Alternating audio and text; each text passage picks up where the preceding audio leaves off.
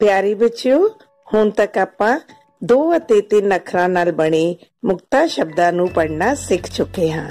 ਆਓ ਅੱਜ 2 ਅੱਖਰ ਮੁਕਤਾ ਸ਼ਬਦਾਂ ਨੂੰ ਲਿਖਣ ਦਾ ਅਭਿਆਸ ਕਰੀਏ। ਬੱਚੋ, ਅੱਜ ਅਸੀਂ ਕਰਾਂਗੇ ਮੁਕਤਾ ਸ਼ਬਦ। ਜੋ ਦੱਸੋ ਇਹ ਕੀ ਹੈ? ਘਰ। ਕ ਰ। ਦੇਖੋ ਹੁਣ ਕਿਵੇਂ ਲਿਖਣਾ ਹੈ। ਘਰ। ये दसो जी की है? तर। गुड। त र। आओ लिख दे हाँ तर। ये की कह रहे है? समान फड़। फ ड़ लिख दिया फड़। हाँ जी, ये की है? खत। ख त ते लिखना किमें है? खत। गुड। ਹੁਣ ਅਸੀਂ ਕਰਾਂਗੇ ਸ਼ਬਦ ਬਣਾਓ। ਤੁਸੀਂ ਦੇਖ ਸਕਦੇ ਹੋ ਇੱਕ ਪਾਸੇ ਅੱਖਰ ਲਿਖੇ ਹੋਏ ਹਨ ਦ, ਡ, ਪ, ਚ ਤੇ ਸਾਰੇ ਕਿੱਥੇ ਜਾ ਕੇ ਮਿਲ ਰਹੇ ਨੇ? ਰ, ਰ ਦੇ ਨਾਲ। ਹੁਣ ਅਸੀਂ ਇਧਰੋਂ ਇੱਕ ਅੱਖਰ ਲੈ ਕੇ ਰ ਦੇ ਨਾਲ ਜੋੜਦੇ ਹੋਏ ਇੱਕ ਸ਼ਬਦ ਬਣਾਵਾਂਗੇ ਦ, ਰ। ਹੁਣ ਲਿਖਦੇ ਹਾਂ डर। ड र लिखो जी डर। प र पर। च र सोना सोना लिखो चर। हुण बच्चों तुसी भी इस तरह शब्द बनाने हैं। आओ हुण पाठ अभ्यास करते हैं। त र तर। फ ड़ फल। ज ल जल। थ अण थण। आ हुण शब्द बनाइए तर तर। क र कर।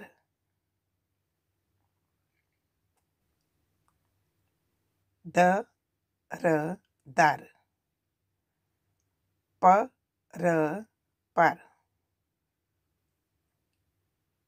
न र नर। हुण बच्चों घर दा काम पन्ना नंबर 70 ते दिते पाठ अभ्यास सोहनी लिखाई दे विच करने हैं। बच्चों सत श्री अकाल।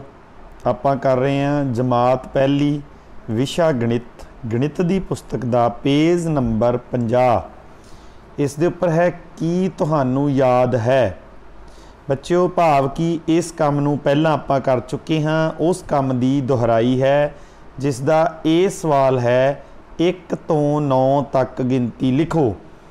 हेठां तुसी देख रहे हो एक लंबे जे कीड़े का एक चित्र बनया होया है जिस दे विच खाली थावां दे अंदर आपां गिनती नू लिखना है। सो आओ शुरू करते हाँ। एक लिखिया होया है, उस तो अगे आपां गिनती नू शुरू करना है। सो 1 2 3 4 5 6 7 8 9। इस तरीके नाल 1 तो 9 तक गिनती नू तुसीं इस ते लिखना है। अगले सवाल ते चलते हैं बच्चों। अगला सवाल पेज नंबर 50 के उपर है। 20 सवाल। गिणो अते लिखो। गिणो अते लिखो। हेठां दिते हुए सेब के चित्रां नू आपां गिनना है। उस गिनती नू ठीक सामने बने खाने दे विच लिख देना है। सो आओ गिनते हाँ 1 2 3 4 5 6 7 8। सेब के चित्रां की गिनती है बच्चों 8। उसनू अंक रूप विच गिनती के रूप विच 8 आपां इत्थे लिख देना है। उस तो अगे होर चित्र दिते हुए हैं जो कि कार दे हन। उन्हां नू गिनदे हाँ किन्नियां कारां हन? 1 2 3 4 कारां हन। इन्हां नूं भी आपां इस दे ठीक सामने बने इस खाली बॉक्स दे विच गिनती रूप विच 4 लिख देना है। उस तो अगले सवाल ते चलते हैं बच्चों। उस तो अगे सवाल है कि छोटे अंक ते चक्कर लगाओ। छोटे अंक ते चक्कर किस तरह लाना है देखते हैं। सी सवाल, ये जो दिते हुए दो अंक हैं 4 ਅਤੇ 7, इन्हां दोनों विचों छोटे अंक दे उपर आपां चक्कर लाना है।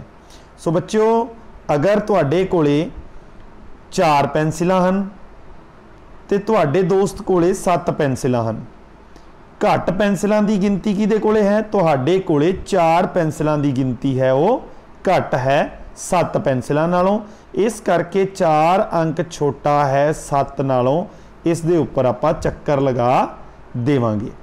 सो उस तो अगे है बच्चों 1 2, 1 ते 2 विचों छोटे अंक दे उपर चक्कर लाना है। सो 1 तुहाडे कोले 1 पेंसिल है ते तुहाडे दोस्त कोले 2 पेंसिलां हैं। सो घट गिनती की है? 1 पेंसिल की गिनती 2 पेंसिलों नालों घट है, इस करके 1 अंक छोटा है 2 नालों, इस दे उपर भी आपां चक्कर लगा देना है। इसे कर तरीके अगला देखते हैं आपां 3 5। 3 ते 5 विच एक पासे 3 कारां खड़ियां हैं ते एक पासे 5 कारां हैं। सो घट गिनती किन्नियां कारां दी है? 3 कारां दी गिनती घट है 5 नालों, इस करके 3 दे उपर चक्कर लगा देवांगे। उस तो अगला सवाल है डी बच्चों, वड्डे अंक ते चक्कर लगाओ। हुण ठीक पहला आपां सी दे विच छोटे अंक ते चक्कर लगाउंदे सी, इसे तरीके इन्हां 2 अंकां दे विचों वड्डे अंक दे उपर आपां चक्कर लाउणा है। सो इत्थे दिते हुए अंक हैं 8 7। अगर आपां देखिए बच्चों तुहाडे कोले 8 सेब हैं, तुहाडे दोस्त कोले 7 सेब हैं, वध सेबां की गिनती कितनी है? 8 सेबां की गिनती वध है, इस करके 8 अंक वड्डा है 7 नालों, इस दे उपर आपां चक्कर लगा देना है। सो अगले सवाल विच देखते हाँ। अगे है 3 ते 5। 3 ते 5 विच अगर तुहाडे बैग विच 3 किताबां हैं, तुहाडे दोस्त दे बैग विच 5 किताबां हैं, वध किताबां की गिनती कितनी है? 5 किताबां की गिनती वध है जो तुहाडे दोस्त दे बैग विच हैं, इस करके 5 अंक वड्डा है, इस दे उपर आपां चक्कर लगा देना है। इसी तरीके बच्चों इसका अंतिम सवाल है 9 4। अगर अपने कोले 9 किताबां हैं, तुहाडे दोस्त कोले 4 किताबां हैं, सो वध किताबां की गिनती किहदे कोले है? तुहाडे कोले 9 किताबां जिसकी गिनती वध है, इसका भाव कि 9 अंक वड्डा है, उस दे उपर भी आपां चक्कर लगा देना है। इस तरीके नाल तुसीं इन्हां सवालां नूं करना है बच्चों। अगले काम नाल फिर मिलांगे। थैंक यू, धन्नवाद।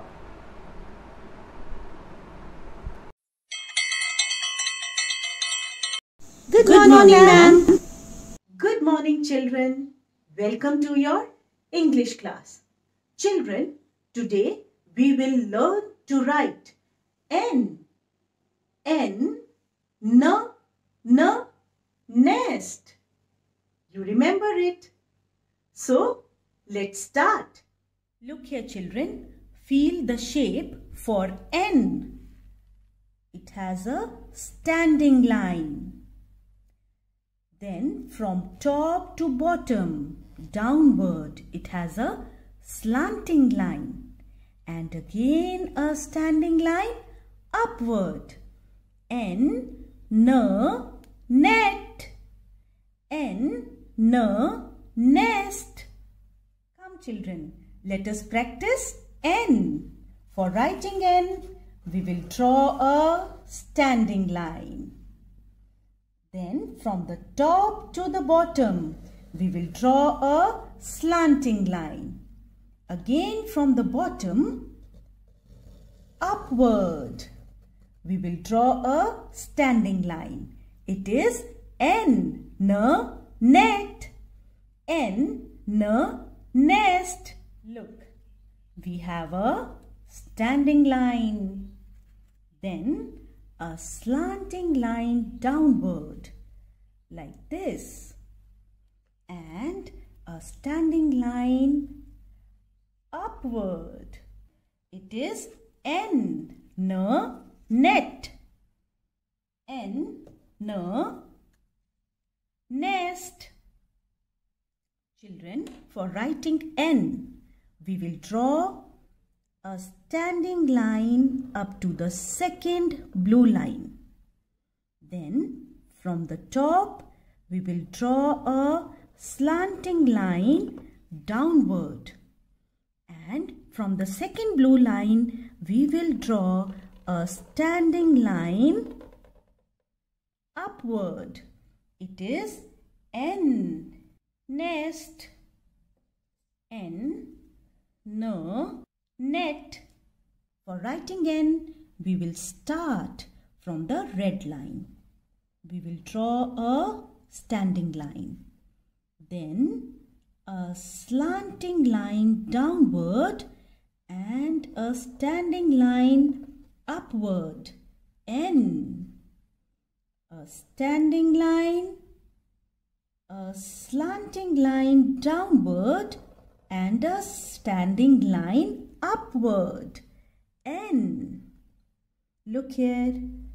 A standing line, then a slanting line downward and a standing line upward. N. Great. That's all for today. And now it's time for your homework. And your homework is you will write a complete page for letter N in your notebook. I will meet you soon. Till then, keep learning. Bye-bye.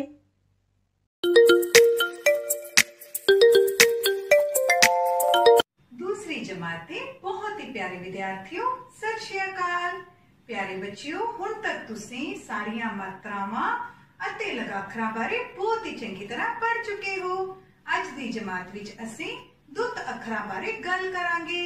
प्यारे बच्चियों दुੱਤ ਅੱਖਰ 3 ਹੁੰਦੇ ਹਨ। ਪੈਰੀ ਹਾਹਾ, ਪੈਰੀ ਰਾਰਾ ਅਤੇ ਪੈਰੀ ਵਾਵਾ। ਅੱਜ ਦੀ ਜਮਾਤ ਵਿੱਚ ਅਸੀਂ ਪੈਰੀ ਹਾਹਾ ਲਗਾ ਕੇ ਨਵੇਂ ਸ਼ਬਦ ਲਿਖਣ ਦਾ ਅਭਿਆਸ ਕਰਾਂਗੇ। ਪਿਆਰੇ ਬੱਚਿਓ, ਪੈਰੀ ਹਾਹਾ 5 ਵਿਅੰਜਨਾਂ ਦੇ ਨਾਲ ਲੱਗਦਾ ਹੈ। ਇਹ ਵਿਅੰਜਨ ਹਨ ਰੱਰਾ, ਨੰਨਾ, ਮੰਮਾ, ਰਾੜਾ ਅਤੇ ਲੱਲਾ। ਹੁਣ ਆਪਾਂ ਪੈਰੀ ਹਾਹਾ ਦੇ ਅਭਿਆਸ ਕੰਮ ਵਿੱਚ ਪ੍ਰਸ਼ਨ ਤੀਜਾ ਪੈਰੀ ਹਾਹਾ ਲਾ ਕੇ ਲਿਖੋ ਕਰਾਂਗੇ। ਪਹਿਲਾ ਸ਼ਬਦ ਹੈ ਚਰੀ। ਪੈਰੀ ਹਾਹਾ ਲਾ ਕੇ ਇਸ ਨੂੰ ਆਪਾਂ ਇਸ ਤਰ੍ਹਾਂ ਲਿਖਾਂਗੇ ਅਤੇ ਸ਼ਬਦ ਬਣੇਗਾ ਚਰੀ। ਦੂਜਾ ਸ਼ਬਦ ਹੈ ਵਰ। ਪੈਰੀ ਹਾਹਾ ਲਾ ਕੇ ਆਪਾਂ ਲਿਖਾਂਗੇ ਅਤੇ ਸ਼ਬਦ ਬਣੇਗਾ ਵਰ। ਤੀਸਰਾ ਸ਼ਬਦ ਹੈ ਗਲ। ਤਾਂ ਇਸ ਨੂੰ ਪੈਰੀ ਹਾਹਾ ਲਗਾ ਕੇ ਕੌਣ ਲਿਖੇਗਾ? ਮੋਹਿਤ ਬੇਟਾ ਤੁਸੀਂ ਲਿਖੋ। ਹਾਂਜੀ, ਤੁਸੀਂ ਬਿਲਕੁਲ ਸਹੀ ਲਿਖਿਆ ਤੇ ਨਾਲੇ ਸ਼ਬਦ ਬਣਿਆ ਹੈ ਗਲ। ਚੌਥਾ ਸ਼ਬਦ ਹੈ ਫੜ। ਪੈਰੀ ਹਾਹਾ ਲਾ ਕੇ ਆਪਾਂ ਇਸ ਨੂੰ ਲਿਖਾਂਗੇ ਇਸ ਤਰ੍ਹਾਂ ਅਤੇ ਸ਼ਬਦ ਬਣੇਗਾ ਫੜ। ਆਓ ਜੀ ਹੁਣ ਅਸੀਂ ਪੈਰੀ ਹਾਹਾ ਵਾਲੇ ਕੁਝ ਹੋਰ ਸ਼ਬਦਾਂ ਨੂੰ ਲਿਖਦੇ ਹਾਂ।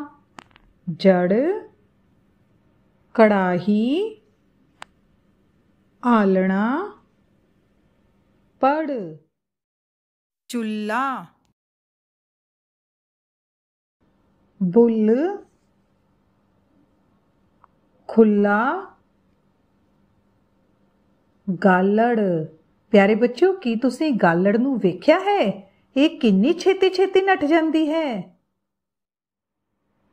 ਮਸੂੜੇ, ਫੇਲ, ਚਿੰਨ, ਸਰੋਂ। ਆਓ ਜੀ ਇੱਕ ਵਾਰ ਫੇਰ ਅਸੀਂ ਇਹਨਾਂ ਸਾਰੇ ਸ਼ਬਦਾਂ ਨੂੰ ਪੜ੍ਹੀਏ। ਚਰੀ, ਵਰ, ਗਲ, ਫੜ, ਜੜ, ਕੜਾਹੀ, आलना पढ़, चूल्हा बुल खुला गालड़, मसूड़े फेल चिन्न सरों।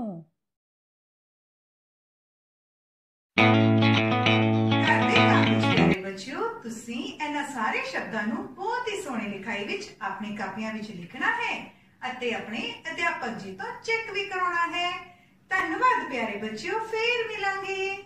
ਸਤਿ ਸ਼੍ਰੀ ਅਕਾਲ ਪਿਆਰੇ ਬੱਚਿਓ ਅੱਜ ਆਪਾਂ 2 ਅੰਕੀ ਸੰਖਿਆ ਵਿੱਚ 1 ਅੰਕੀ ਸੰਖਿਆ ਦਾ ਜੋੜ ਕਰਨਾ ਸਿੱਖਾਂਗੇ। ਪਿਆਰੇ ਬੱਚਿਓ, ਸੁਖਦੇਵ ਸਿੰਘ, ਬੰਟੀ, ਰਹੀਮ ਤੇ ਤਰਲੀਨ ਮਿਲ ਕੇ ਗੱਲਾਂ ਕਰ ਰਹੇ ਹਨ ਤੇ ਸੁਖਦੇਵ ਕਹਿੰਦਾ ਹੈ ਮੇਰੇ ਕੋਲ 10 ਪੈਨਸਲਾਂ ਹਨ।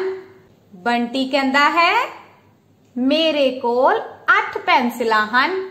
ਰਹੀਮ ਕਹਿੰਦਾ ਹੈ ਦੋਵਾਂ ਕੋਲ ਪੈਨਸਿਲਾਂ ਮਿਲਾ ਕੇ ਕਿੰਨੀਆਂ ਹੋਈਆਂ? ਤਰਲੀਨ ਕਹਿੰਦੀ ਹੈ ਮੈਨੂੰ ਲੱਗਦਾ 18 ਪੈਨਸਿਲਾਂ ਹਨ।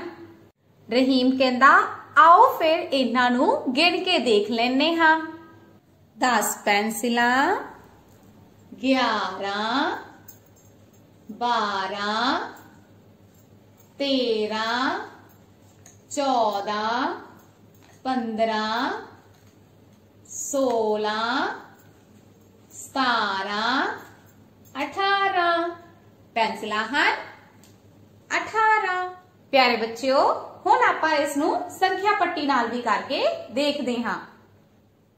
ਬੱਚਿਓ, ਇਹ ਹੈ ਬੰਨੀ। ਬੰਨੀ ਨੂੰ ਛਾਲਾਂ ਮਾਰਨ ਦਾ ਬਹੁਤ ਸ਼ੌਂਕ ਹੈ। ਦੇਖੋ ਬੰਨੀ ਹੁਣ ਛਾਲਾਂ ਮਾਰਦਾ ਹੈ। ਬੱਚਿਓ, ਬੰਨੀ ਛਾਲਾਂ ਮਾਰਦਾ ਮਾਰਦਾ 10 ਤੇ ਪਹੁੰਚ ਗਿਆ ਹੈ। ਬੰਨੀ ਦਾ ਹਜੇ ਹੋਰ ਜੀ ਕਰਦਾ ਹੈ ਕਿ ਉਹ ਛਾਲਾਂ ਮਾਰੇ। ਉਸਨੇ 8 ਹੋਰ ਛਾਲਾਂ ਮਾਰਨੀਆਂ ਹਨ।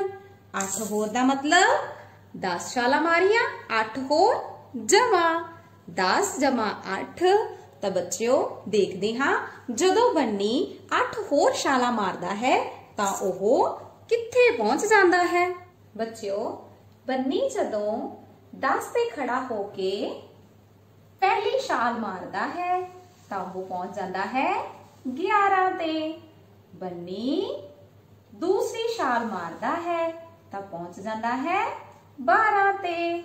ਬੰਨੀ ਤੀਜੀ ਛਾਲ ਮਾਰਦਾ ਹੈ ਤੇ ਪਹੁੰਚ ਜਾਂਦਾ ਹੈ 13 ਤੇ। ਬੰਨੀ ਨੇ 8 ਛਾਲਾਂ ਮਾਰਨੀਆਂ ਹਨ। ਬੰਨੀ ਚੌਥੀ ਛਾਲ ਮਾਰਦਾ ਹੈ ਤੇ ਪਹੁੰਚ ਜਾਂਦਾ ਹੈ 14 ਤੇ। ਬੰਨੀ ਇੱਕ ਹੋਰ ਛਾਲ ਭਾਵ 5ਵੀਂ ਛਾਲ ਮਾਰਦਾ ਹੈ ਤੇ ਪਹੁੰਚ ਜਾਂਦਾ ਹੈ 15 ਤੇ। ਬੰਨੀ 6ਵੀਂ ਛਾਲ ਮਾਰ ਕੇ ਪਹੁੰਚ ਜਾਂਦਾ ਹੈ 16 ਤੇ। ਬੰਨੀ 7ਵੀਂ ਛਾਲ ਮਾਰਦਾ ਹੈ। ਦੇਖੋ ਬੰਨੀ ਹੁਣ ਕਿੱਥੇ ਪਹੁੰਚ ਗਿਆ? ਵੈਰੀ ਗੁੱਡ, 17 ਤੇ ਪਹੁੰਚ ਗਿਆ। ਬੰਨੀ ਇੱਕ ਹੋਰ ਛਾਲ ਭਾਵ 8ਵੀਂ ਛਾਲ ਮਾਰਦਾ ਹੈ ਤੇ ਪਹੁੰਚ ਜਾਂਦਾ ਹੈ ਹਾਂਜੀ 18 ਤੇ। ਪਿਆਰੇ ਬੱਚਿਓ, ਬੰਨੀ ਜਦੋਂ 10 ਤੇ ਖੜਾ ਹੋ ਕੇ 8 ਹੋਰ ਛਾਲਾਂ ਮਾਰਦਾ ਹੈ ਤਾਂ ਦੇਖੋ ਉਹ ਪਹੁੰਚ ਜਾਂਦਾ ਹੈ ਹਾਂਜੀ 18 ਤੇ। ਇਸ ਤੋਂ ਅਸੀਂ ਇਸ ਚੀਜ਼ ਨੂੰ ਸਿੱਖਿਆ 10 ਜਮਾ 8 ਬਰਾਬਰ 18। ਪਿਆਰੇ ਬੱਚਿਓ, ਇਸ ਤੋਂ ਅਸੀਂ ਇਹ ਸਿੱਖਿਆ ਹੈ ਕਿ ਸਿੱਧੀ ਗਿਣਤੀ ਦੇ ਵਿੱਚ ਹੀ ਸੰਖਿਆਵਾਂ ਦਾ ਜੋੜ ਲੁਕਿਆ ਹੋਇਆ ਹੈ। ਜਦੋਂ ਅਸੀਂ ਸੰਖਿਆਵਾਂ ਦਾ ਜੋੜ ਕਰਦੇ ਹਾਂ ਤਾਂ ਅਸੀਂ ਸੰਖਿਆ ਰੇਖਾ ਦੇ ਉੱਪਰ ਸਿੱਧੀ ਗਿਣਤੀ ਰਾਹੀਂ ਭਾਵ ਖੱਬੇ ਤੋਂ ਸੱਜੇ ਵੱਲ ਵਧਦੇ ਜਾਂਦੇ ਹਾਂ।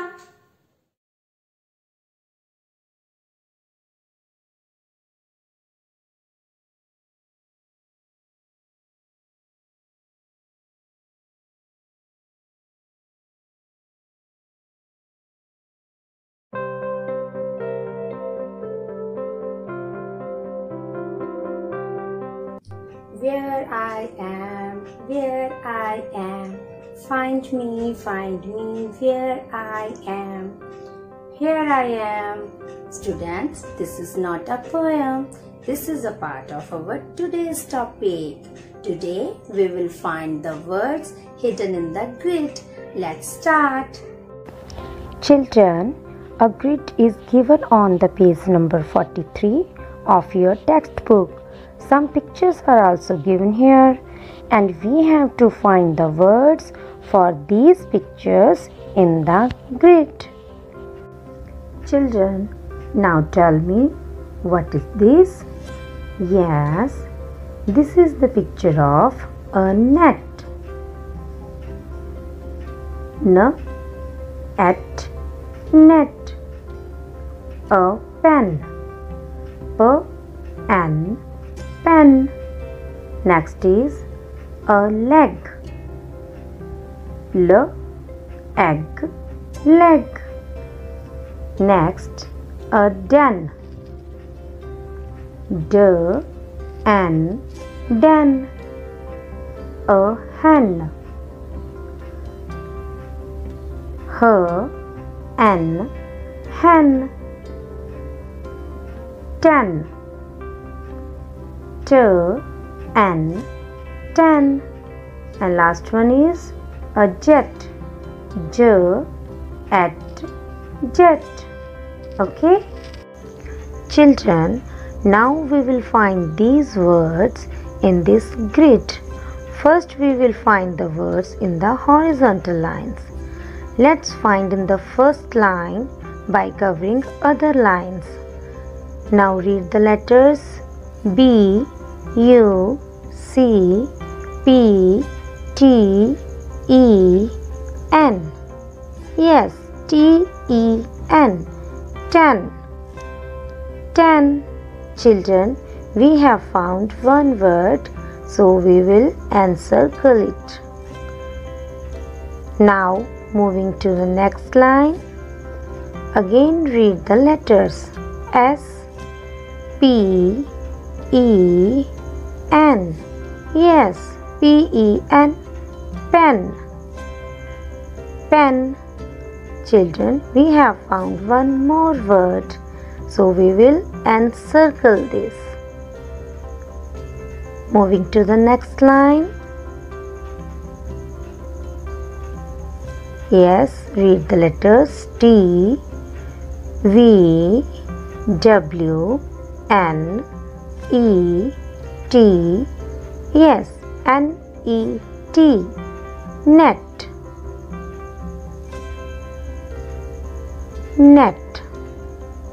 Children, we have found one more word, so we will encircle it.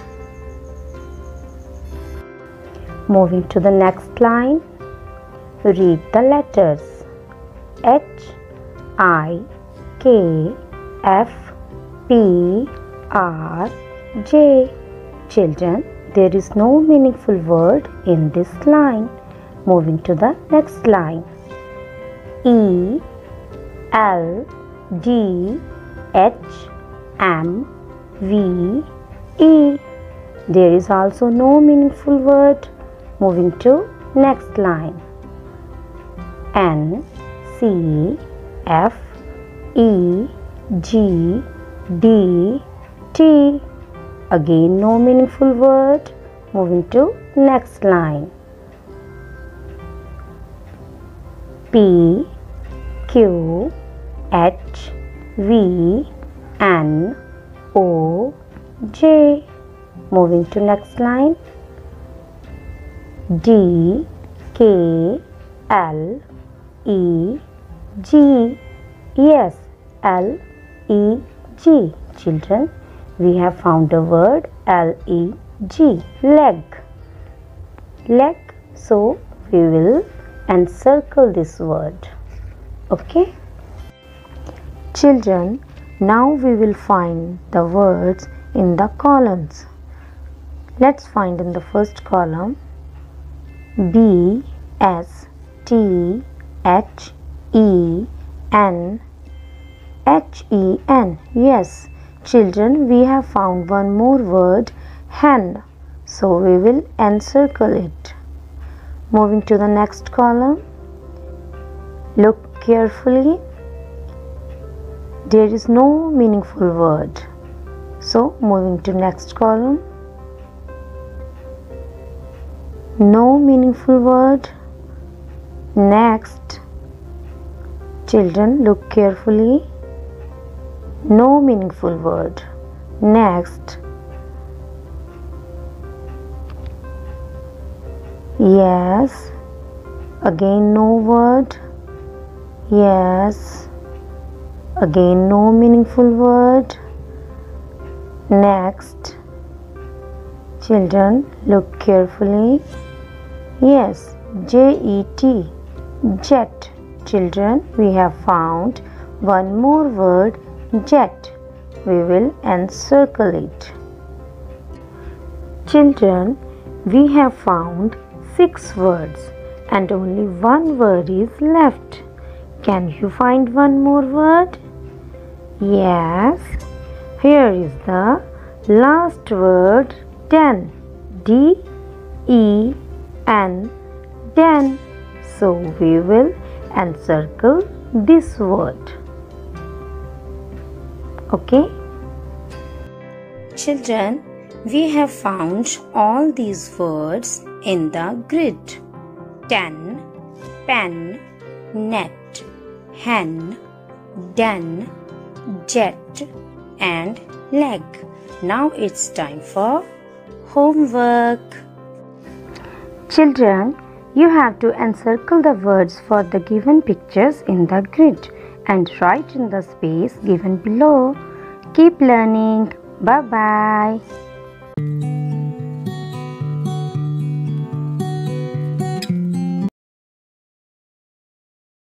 प्यारे बच्चों, आज ਅਸੀਂ ਪੜਾਂਗੇ ਜਮਾਤ ਤੀਸਰੀ ਦਾ ਪਾਠ 8 ਦੇਖੋ ਠਹਿਰੋ ਤੇ ਜਾਓ। ਮੀਨੂ ਤੇ ਟਿੰਕੂ ਪਹਿਲੀ ਵਾਰ ਚੰਡੀਗੜ੍ਹ ਆਏ ਸਨ। ਉਹਨਾਂ ਦੇ ਮਾਮਾ ਜੀ ਚੰਡੀਗੜ੍ਹ ਰਹਿੰਦੇ ਸਨ। ਮਾਮਾ ਜੀ ਦਾ ਇੱਕ ਪੁੱਤਰ ਸੀ ਜਿਸ ਦਾ ਨਾਂ ਸਿਮਰਨ ਸੀ।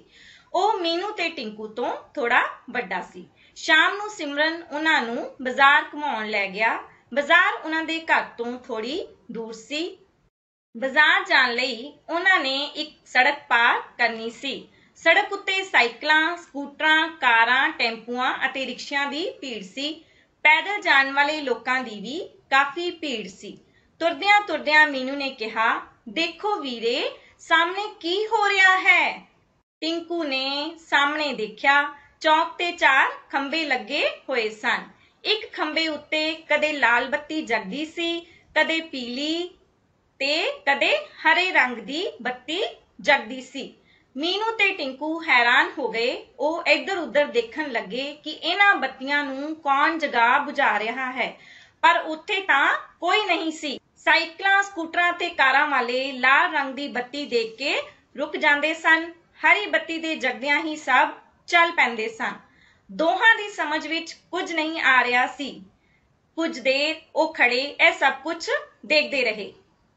ਸਿਮਰਨ ਕੁਝ ਕਹਿਣ ਹੀ ਲੱਗਾ ਸੀ ਕਿ ਐਨੇ ਨੂੰ ਮੀਨੂ ਤੇ ਟਿੰਕੂ ਨੇ ਸਿਮਰਨ ਤੋਂ ਬੱਤੀਆਂ ਬਾਰੇ ਪੁੱਛਿਆ।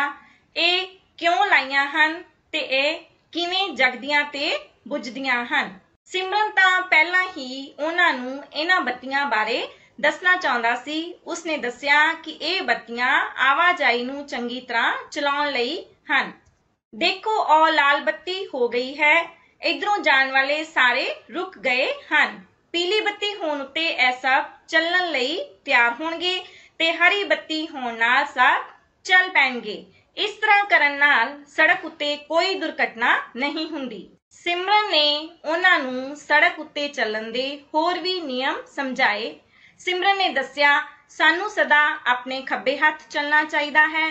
ਸੜਕ ਪਾਰ ਕਰਦੇ ਸਮੇਂ ਕਾਹਲੀ ਨਹੀਂ ਕਰਨੀ ਚਾਹੀਦੀ। ਸਾਨੂੰ ਪਹਿਲਾਂ ਆਪਣੇ ਸੱਜੇ ਪਾਸੇ ਦੇਖਣਾ ਚਾਹੀਦਾ ਹੈ, ਫਿਰ ਅੱਧੀ ਸੜਕ ਪਾਰ ਕਰਨ ਬਾਅਦ ਖੱਬੇ ਪਾਸੇ ਦੇਖਣਾ ਚਾਹੀਦਾ ਹੈ।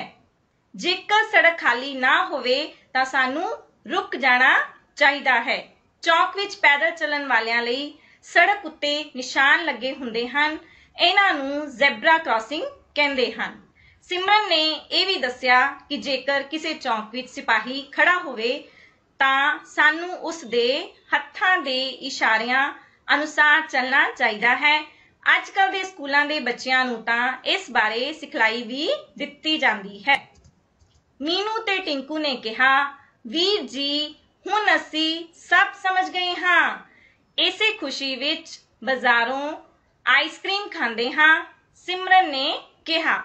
ਆਈਸਕ੍ਰੀਮ ਦਾ ਨਾਂ ਸੁਣ ਕੇ ਮੀਨੂ ਤੇ ਟਿੰਕੂ ਖੁਸ਼ੀ-ਖੁਸ਼ੀ ਬਾਜ਼ਾਰ ਵੱਲ ਤੁਰ ਪਏ।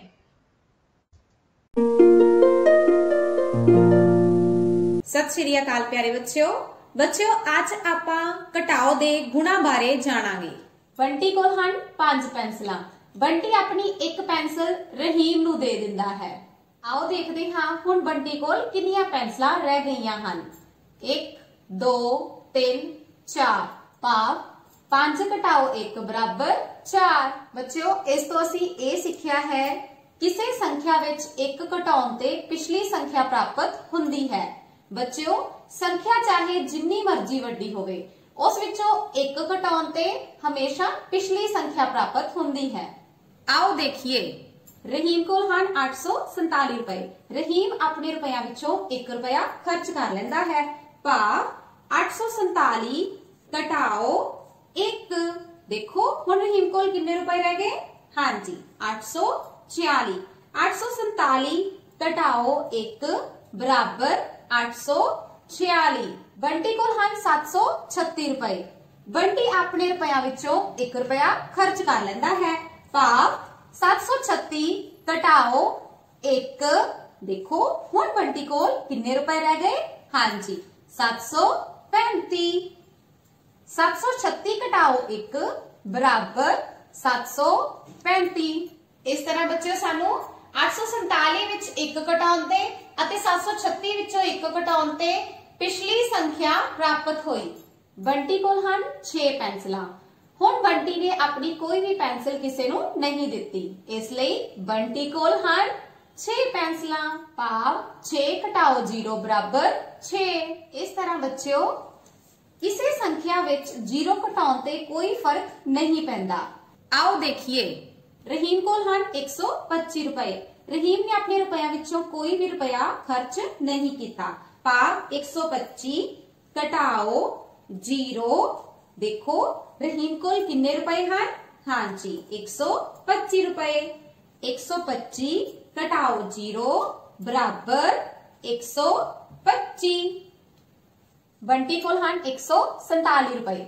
ਬੰਟੀ ਨੇ ਆਪਣੇ ਰੁਪਈਆਂ ਵਿੱਚੋਂ ਕੋਈ ਵੀ ਰੁਪਇਆ ਖਰਚ ਨਹੀਂ ਕੀਤਾ। ਭਾਵ 147 ਘਟਾਓ 0। ਦੇਖੋ ਹੁਣ ਬੰਟੀ ਕੋਲ ਕਿੰਨੇ ਰੁਪਏ ਹਨ?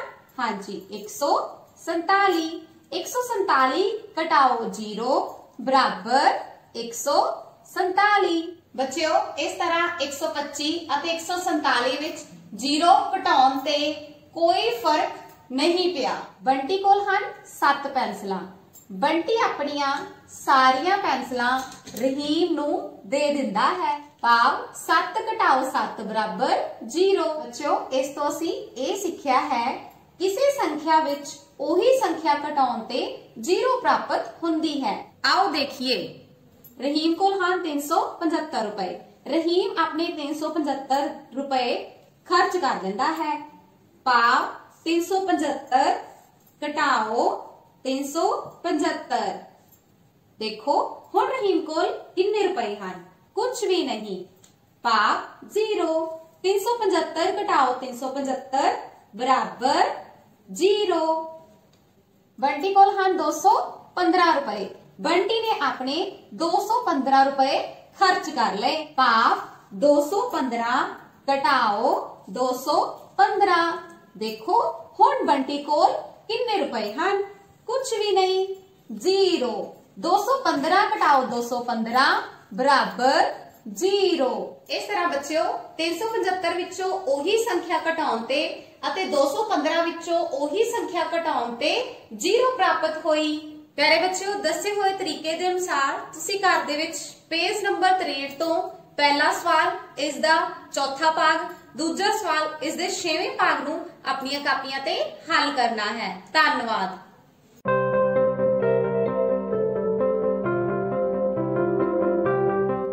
Hello kids, today we will learn the rhyming words. I am going to speak some words.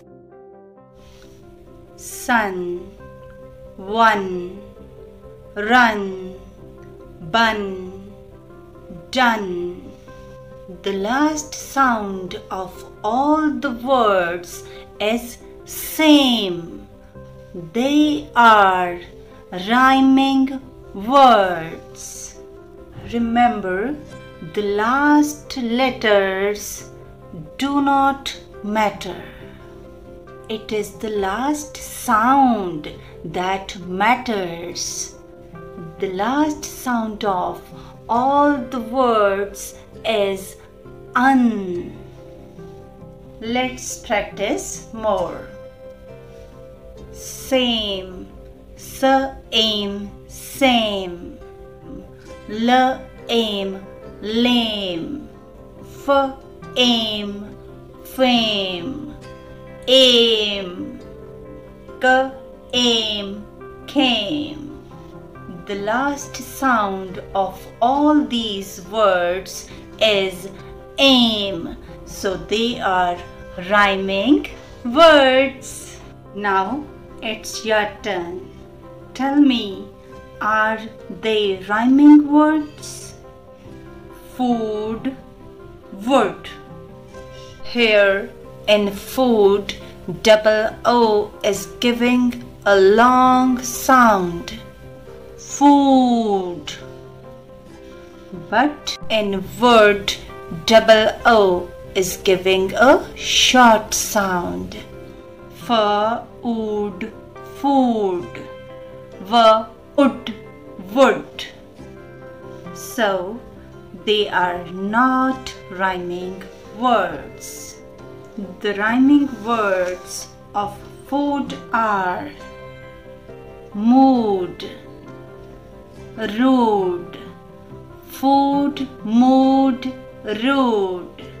The rhyming words of wood are good, should, hood. Let's find out the rhyming words from the poem Trees. Know, grow. The last sound of the words is same, so they are rhyming words. Likewise, cows, bows, cows, bows. They are rhyming words. Move on. Begun, sun. Light, night. Light, night. Look here. Morning, evening. Are they rhyming words? Let's see the last sound of the words. Morning, evening, ning, ning. The last sound of the words is same, so they are rhyming words. That is all for today. It's time for homework. Complete subpart B. Match the rhyming words on your own. Bye-bye. Deepi कहंदा सुनो ओए जीती बुझ तू मेरी बात ऐसी एक मशीनों केड़ी जो बंदे लई दात। बिल्कुल सही अंदाजा लगा रहे हो जी तुसी। मैं चौथी जमात दा पंजाबी विषय दा 8वां पाठ बुझ तू मेरी बात दर्शन सिंह आशर जी दी लिखी हुई बहुत ही सोहनी कविता। अज आपां उसदे पाठ अभ्यास दा पहला प्रश्न करांगे। आओ बच्चों पन्ना नंबर 45 ते वेखदे हां। पाठ अभ्यास पढ़ो ਅਤੇ समझो। इस विच शब्द दिते हुए बच्चों जिन्हां दे अर्थ आपां समझने ने। ये शब्द ने मशीन, दात, मात, अधूरी, अजब, करामात। ते आओ इन्हां शब्दां नूं करदे हां। प्यारे बच्चों साडी जिंदगी मशीनां दे नाल भरपूर है। आपां रोजाना बहुत सारियां मशीनां दी वरतों करदे हां। ਕਿਵੇਂ ਕਰਦੇ ਹਾਂ? ਬਟਨ ਦਬਾਇਆ, ਪੱਖਾ ਚੱਲ ਪਿਆ, ਸਾਨੂੰ ਹਵਾ ਲੱਗਦੀ ਹੈ ਤੇ ਪੱਖਾ ਵੀ ਇੱਕ ਮਸ਼ੀਨ ਹੈ। ਇੱਕ ਛੋਟੀ ਜਿਹੀ ਵਸਤੂ ਆਪਾਂ ਨੀਲ ਕਟਰ ਵਰਤਦੇ ਹਾਂ ਆਪਣੇ ਨੋਹਾਂ ਨੂੰ ਕੱਟਣ ਵਾਸਤੇ, ਇਹ ਵੀ ਇੱਕ ਮਸ਼ੀਨ ਹੈ। ਇਹ ਕੀ ਹੈ? ਕੈਲਕੂਲੇਟਰ। ਜੋੜ ਘਟਾਓ ਮਿੰਟਾਂ ਸਕਿੰਟਾਂ ਵਿੱਚ ਕਰ ਦਿੰਦਾ ਹੈ। ਸਾਡਾ ਪਹਿਲਾ ਸ਼ਬਦ ਵੀ ਇਹੀ ਹੈ ਬੱਚਿਓ, ਮਸ਼ੀਨ। ਕਵਿਤਾ ਵਿੱਚ ਕਿਹੜੀ ਮਸ਼ੀਨ ਦੀ ਗੱਲ ਕੀਤੀ ਹੈ ਜੀ?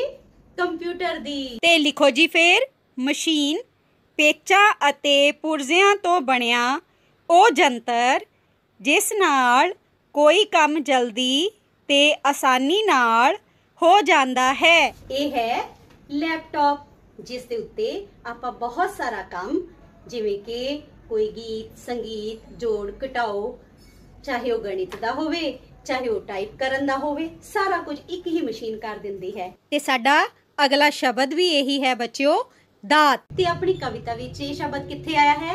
ਐਸੀ ਇੱਕ ਮਸ਼ੀਨ ਉਹ ਕਿਹੜੀ ਜੋ ਬੰਦੇ ਲਈ ਦਾਤ। ਬੱਚਿਓ, ਕੰਪਿਊਟਰ ਵੀ ਆਪਾਂ ਨੂੰ ਵਿਗਿਆਨ ਨੇ ਦਾਤ ਦਿੱਤੀ ਹੈ, ਵਿਗਿਆਨ ਦੀ ਬਖਸ਼ਿਸ਼ ਹੈ। ਤੇ ਲਿਖੋ ਜੀ ਫੇਰ, ਦਾਤ ਦਾਨ ਕੀਤੀ ਹੋਈ ਵਸਤੂ, ਬਖਸ਼ਿਸ਼ ਜੋੜ ਘਟਾ ਤੇ ਗੁਣਾ ਵੰਡ ਤਾਂ ਪਲਾਂ ਛਿਣਾਂ ਵਿੱਚ ਕਰਦੀ, ਇਸਨੇ ਹੋਰ ਮਸ਼ੀਨਾਂ ਤਾਈਂ ਪਾ ਦਿੱਤੀ ਏ ਮਾਤ। ਕੰਪਿਊਟਰ ਨੇ ਬੱਚਿਓ ਹੋਰ ਮਸ਼ੀਨਾਂ ਨੂੰ ਵੀ ਮਾਤ ਦੇ ਦਿੱਤੀ ਹੈ। ਇੱਕ ਛੋਟਾ ਜਿਹਾ ਕੰਪਿਊਟਰ ਬਹੁਤ ਵੱਡੀਆਂ ਵੱਡੀਆਂ ਮਸ਼ੀਨਾਂ ਇੱਕ ਬਟਨ ਦੇ ਦਬਾਉਣ ਦੇ ਨਾਲ ਹੀ ਚਲਾ ਦਿੰਦਾ ਹੈ। ਤਾਂ ਬੱਚਿਓ, ਇਹ ਕਿੰਨੀਆਂ ਮਸ਼ੀਨਾਂ ਨੂੰ ਪਿੱਛੇ ਛੱਡ ਚੁੱਕਾ ਹੈ? ਇਸਨੇ ਇਹਨਾਂ ਮਸ਼ੀਨਾਂ ਨੂੰ ਮਾਤ ਦਿੱਤੀ ਹੈ। ਤੇ ਲਿਖੋ ਜੀ ਫੇਰ, ਮਾਤ ਸਭ ਨੂੰ ਪਿੱਛੇ ਛੱਡ ਦੇਣਾ। ਤਾਂ ਬੱਚਿਓ, ਪਤਾ ਲੱਗ ਗਿਆ ਨਾ ਕਿੰਨੀਆਂ ਸਾਰੀਆਂ ਮਸ਼ੀਨਾਂ ਜਿਹੜੀਆਂ ਅਸੀਂ ਰੋਜ਼ਾਨਾ ਵਰਤੋਂ ਵਿੱਚ ਲਿਆਉਂਦੇ ਹਾਂ, ਸਾਡੀ ਜ਼ਿੰਦਗੀ ਨੂੰ ਸੌਖਾ ਕੀਤਾ ਹੋਇਆ ਹੈ। ਇਸ ਤਰ੍ਹਾਂ ਕੰਪਿਊਟਰ ਨੇ ਸਾਡੀ ਜ਼ਿੰਦਗੀ ਦੇ ਵਿੱਚ ਇੱਕ ਅਹਿਮ ਰੋਲ ਅਦਾ ਕੀਤਾ ਹੈ। ਤੇ ਜੇਕਰ ਅੱਜ ਆਪਾਂ ਕੰਪਿਊਟਰ ਨੂੰ ਆਪਣੀ ਜ਼ਿੰਦਗੀ ਵਿੱਚੋਂ ਕੱਢ ਦਈਏ ਬੱਚਿਓ, ਤਾਂ ਸਾਡੀ ਜ਼ਿੰਦਗੀ ਅਧੂਰੀ ਹੋ ਜਾਵੇਗੀ। ਤਾਂ ਅਧੂਰੀ ਦਾ ਅਰਥ ਹੈ ਬੱਚਿਓ, ਜੋ ਪੂਰੀ ਨਹੀਂ, ਅਪੂਰਨ। ਦਿਓ ਕਮਾਂਡ ਤੇ ਸੁਣੋ ਮਿਊਜ਼ਿਕ, ਅਜਬ ਹੈ ਇਹ ਕਰਾਮਾਤ। ਤਾਂ ਸਾਡਾ ਅਗਲਾ ਸ਼ਬਦ ਹੈ ਬੱਚਿਓ, ਅਜਬ। ਹੈਰਾਨ ਕਰਨ ਵਾਲਾ, ਅਨੋਖਾ। ਹੈਰਾਨ ਕਰਨ ਵਾਲੀਆਂ ਕਈ ਵਾਰ ਗੱਲਾਂ ਕਰਦਾ ਨਾ ਕੰਪਿਊਟਰ, ਤੇ ਅਜਬ ਕਰਾਮਾਤ ਹੈ ਇਹ। ਤਾਂ ਕਰਾਮਾਤ ਲਿਖੋ ਜੀ, ਅਜੀਬ ਸ਼ਕਤੀ, ਅਣਹੋਣੀ ਬਾਤ। ਦੁਹਰਾਈ ਕਰਦੇ ਹਾਂ, ਮਸ਼ੀਨ ਪੇਚਾਂ ਅਤੇ ਪੁਰਜ਼ਿਆਂ ਦਾ ਬਣਿਆ ਉਹ ਜੰਤਰ ਜਿਸ ਨਾਲ ਕੋਈ ਕੰਮ ਜਲਦੀ ਤੇ ਆਸਾਨੀ ਨਾਲ ਹੋ ਜਾਂਦਾ ਹੈ। ਦਾਤ ਦਾਨ ਕੀਤੀ ਹੋਈ ਵਸਤੂ, ਬਖਸ਼ਿਸ਼ ਮਾਤ ਸਭ ਨੂੰ ਪਿੱਛੇ ਛੱਡ ਦੇਣਾ, ਅਧੂਰੀ ਜੋ ਪੂਰੀ ਨਹੀਂ, ਅਪੂਰਨ। ਅਜਬ ਹੈਰਾਨ ਕਰਨ ਵਾਲਾ, ਅਨੋਖਾ। ਕਰਾਮਾਤ ਅਜੀਬ ਸ਼ਕਤੀ, ਅਣਹੋਣੀ ਬਾਤ। ਇਹਨਾਂ ਸਾਰੇ ਸ਼ਬਦਾਂ ਨੂੰ ਤੁਸੀਂ ਬਹੁਤ ਹੀ ਵਧੀਆ ਲਿਖਾਈ ਦੇ ਵਿੱਚ ਆਪਣੀਆਂ ਕਾਪੀਆਂ ਦੇ ਉੱਪਰ ਲਿਖ ਲੈਣਾ ਹੈ ਤੇ ਯਾਦ ਵੀ ਰੱਖਣਾ ਹੈ ਜੀ। ਧੰਨਵਾਦ। ਸਤਿ ਸ਼੍ਰੀ ਅਕਾਲ ਪਿਆਰੇ ਬੱਚਿਓ, ਹੁਣ ਤੱਕ ਤੁਸੀਂ ਵੱਖ-ਵੱਖ ਤਰੀਕਿਆਂ ਰਾਹੀਂ ਗੁਣਾ ਕਰਨੀ ਸਿੱਖ ਚੁੱਕੇ ਹੋ। ਅੱਜ ਅਸੀਂ ਇੱਕ ਹੋਰ ਵਿਧੀ ਲੈਟਿਸ ਐਲਗੋਰਿਥਮ ਰਾਹੀਂ ਗੁਣਾ ਕਰਨੀ ਸਿੱਖਦੇ ਹਾਂ। ਤੇ ਆਓ ਸਿੱਖੀਏ। ਬੱਚਿਓ, ਅੱਜ ਅਸੀਂ ਲੈਟਿਸ ਐਲਗੋਰਿਥਮ ਵਿਧੀ ਰਾਹੀਂ 2 ਅੰਕਾਂ ਨੂੰ 1 ਅੰਕ ਨਾਲ ਭਾਵ 58 ਨੂੰ 4 ਨਾਲ ਗੁਣਾ ਕਰਨੀ ਸਿੱਖਦੇ ਹਾਂ। 2 ਅੰਕੀ ਸੰਖਿਆ ਨਾਲ ਗੁਣਾ ਕਰ ਰਹੇ ਹਾਂ, ਇਸ ਲਈ ਅਸੀਂ ਪਹਿਲਾਂ 2 ਕਾਲਮ ਬਣਾਉਂਦੇ ਹਾਂ।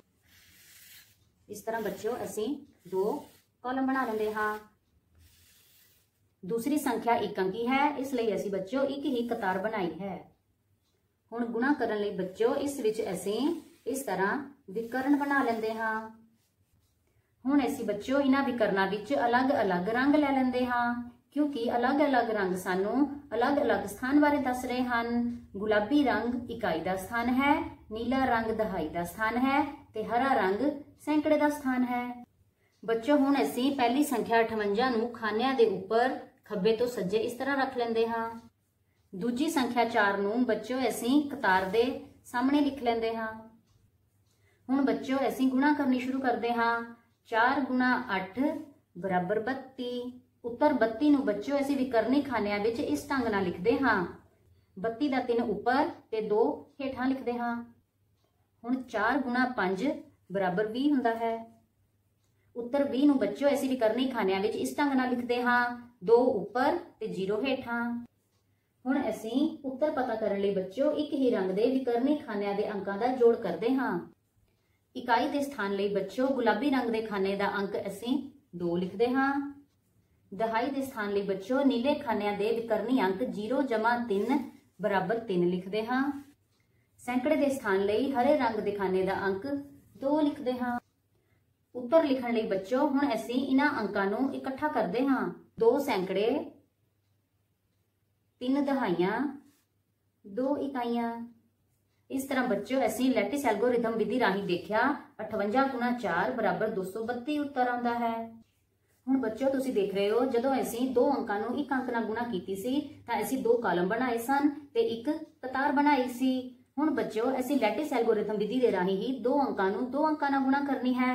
ਇਸ ਦੇ ਲਈ ਬੱਚਿਓ ਹੁਣ ਅਸੀਂ ਦੋ ਕਾਲਮ ਬਣਾਏ ਹਨ ਤੇ ਦੋ ਕਤਾਰਾਂ ਬਣਾਈਆਂ ਹਨ। ਹੁਣ ਬੱਚਿਓ ਲਾਲ ਰੰਗ ਇਕਾਈ ਦਾ ਸਥਾਨ ਹੈ, नीला रंग दहाई का स्थान है, हरा रंग सैकड़े का स्थान है ते पीला रंग हजार का स्थान है। बच्चों हुण असीं 43 ਨੂੰ 15 ਨਾਲ गुणा कर रहे हाँ। इस ਲਈ ਅਸੀਂ 43 संख्या ਨੂੰ ਹੁਣ ਅਸੀਂ ਖਾਨਿਆਂ ਦੇ ਉੱਪਰ ਖੱਬੇ ਤੋਂ ਸੱਜੇ ਲਿਖ ਲੈਂਦੇ ਹਾਂ ਤੇ ਸੰਖਿਆ 15 ਨੂੰ ਕਤਾਰਾਂ ਦੇ ਸਾਹਮਣੇ ਉੱਪਰ ਤੋਂ ਹੇਠਾਂ ਲਿਖਦੇ ਹਾਂ। ਹੁਣ ਅਸੀਂ ਗੁਣਾ ਕਰਨੀ ਸ਼ੁਰੂ ਕਰਦੇ ਹਾਂ। 1 ਗੁਣਾ 3 ਬਰਾਬਰ 3।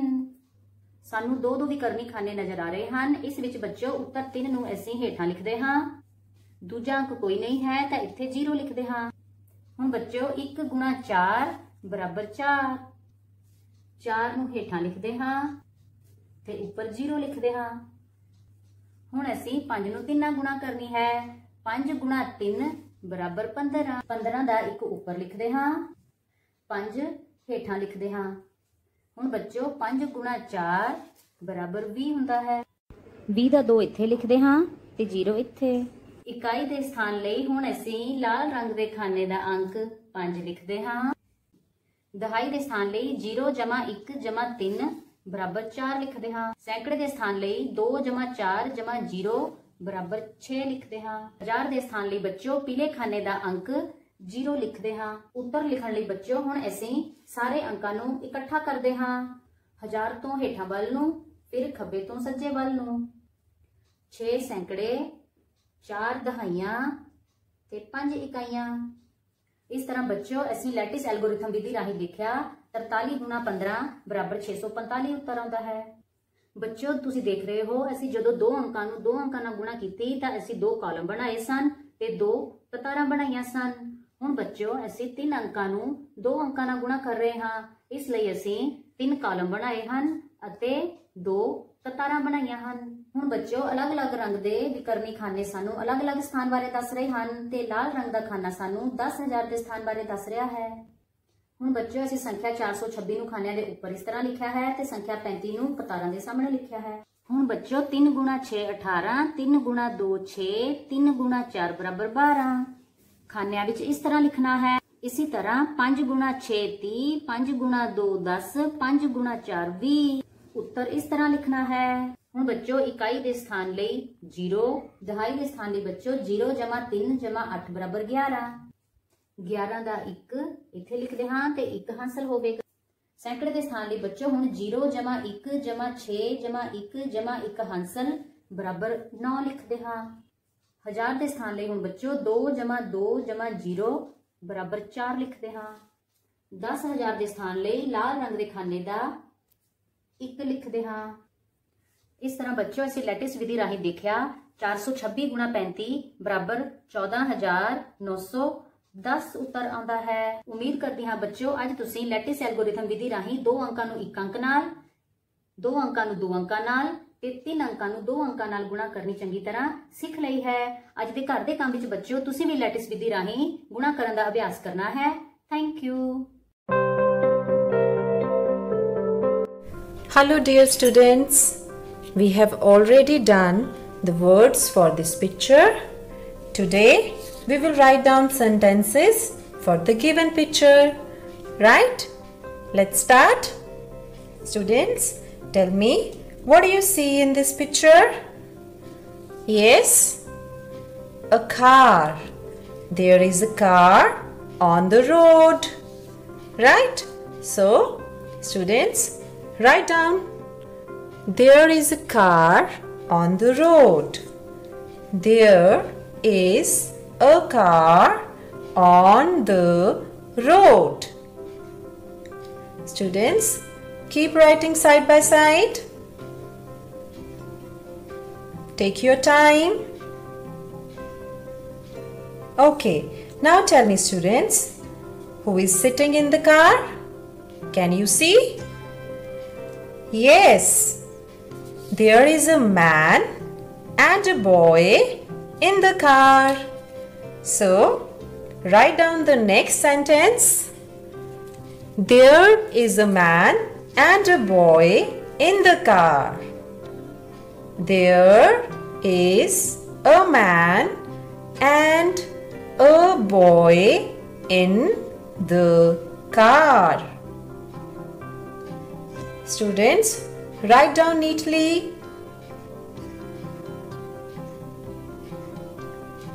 Okay. Now tell me, can you see what are they wearing? Yes, look here. Okay, both are wearing seat belts, right? Now students, write down, both are wearing seat belts. Both of them. Both are wearing seat belts. Students, note it down in your notebooks. Now tell me, what else do you see in this picture? Yes, look here. There are traffic lights. Okay, so now write down. There are traffic lights. Okay, write it in your notebooks beautifully. There are traffic lights. Take your time. Now students, who is standing next to the lights? Yes, who is he? Okay, there is a traffic policeman. There is a traffic policeman, right? Students, write it down in your notebooks. There is a traffic policeman. Now tell me, what else do you see? Yes, look here. Some people are crossing the road, right? So now write down, some people are crossing the road. Students, keep writing.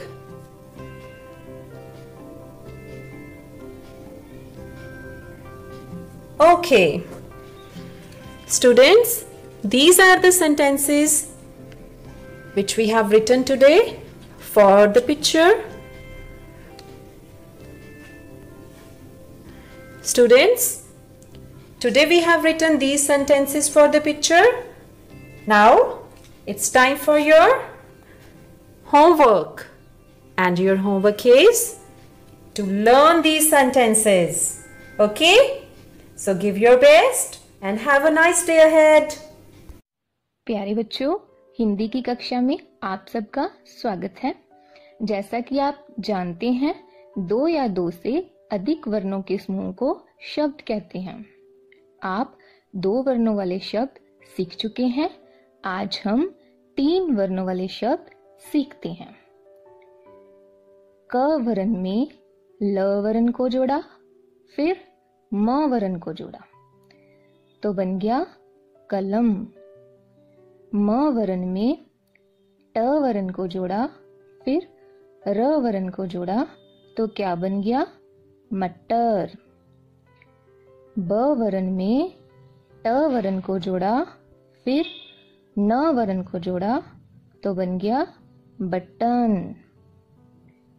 न वर्ण में म वर्ण को जोड़ा, फिर क वर्ण को जोड़ा तो क्या बन गया बच्चों? शाबाश नमक। क वर्ण में म वर्ण को जोड़ा, फिर ल वर्ण को जोड़ा तो बन गया कमल। भ वर्ण में व वर्ण को जोड़ा, फिर न वर्ण को जोड़ा तो बन गया भवन। क वर्ण में म वर्ण को जोड़ा, फिर र वर्ण को जोड़ा तो बन गया कमर। प वर्ण में ल वर्ण को जोड़ा, फिर क वर्ण को जोड़ा तो बन गया शाबाश पलक। न वर्ण में ग वर्ण को जोड़ा, फिर र वर्ण को जोड़ा तो क्या बन गया नगर। क वर्ण में ल वर्ण को जोड़ा, फिर श वर्ण को जोड़ा तो क्या बन गया बच्चों शाबाश कलश। ल वर्ण में ट वर्ण को जोड़ा, फिर क वर्ण को जोड़ा तो क्या बन गया बच्चों शाबाश लटक। तस्वीर में बंदर लटक रहा है ना।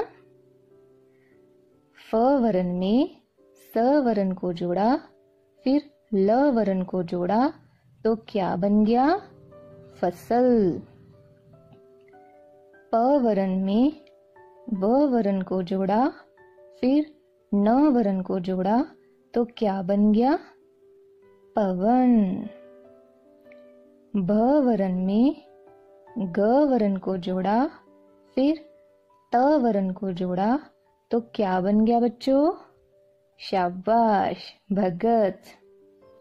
प्यारे बच्चों, उम्मीद करते हैं आपको 3 वर्णों वाले शब्द समझ में आ गए होंगे। चलिए इन शब्दों की एक बार दोहराई करते हैं। कलम, मटर, बटन, नमक, कमल, भवन, कमर, पलक, नगर, कलश, लटक, फसल, पवन,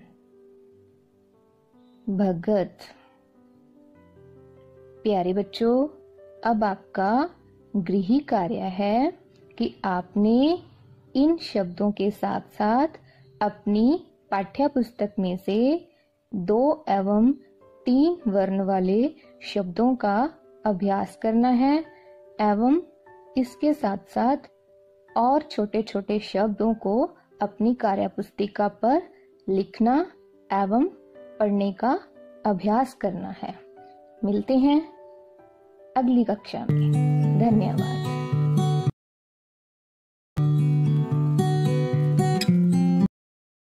स्वागत जिंदगी। प्यारे बच्चियों, मैं हाँ ਤੁਹਾਡੀ ਅਧਿਆਪਿਕਾ ਪੂਜਾ ਗੌੜ।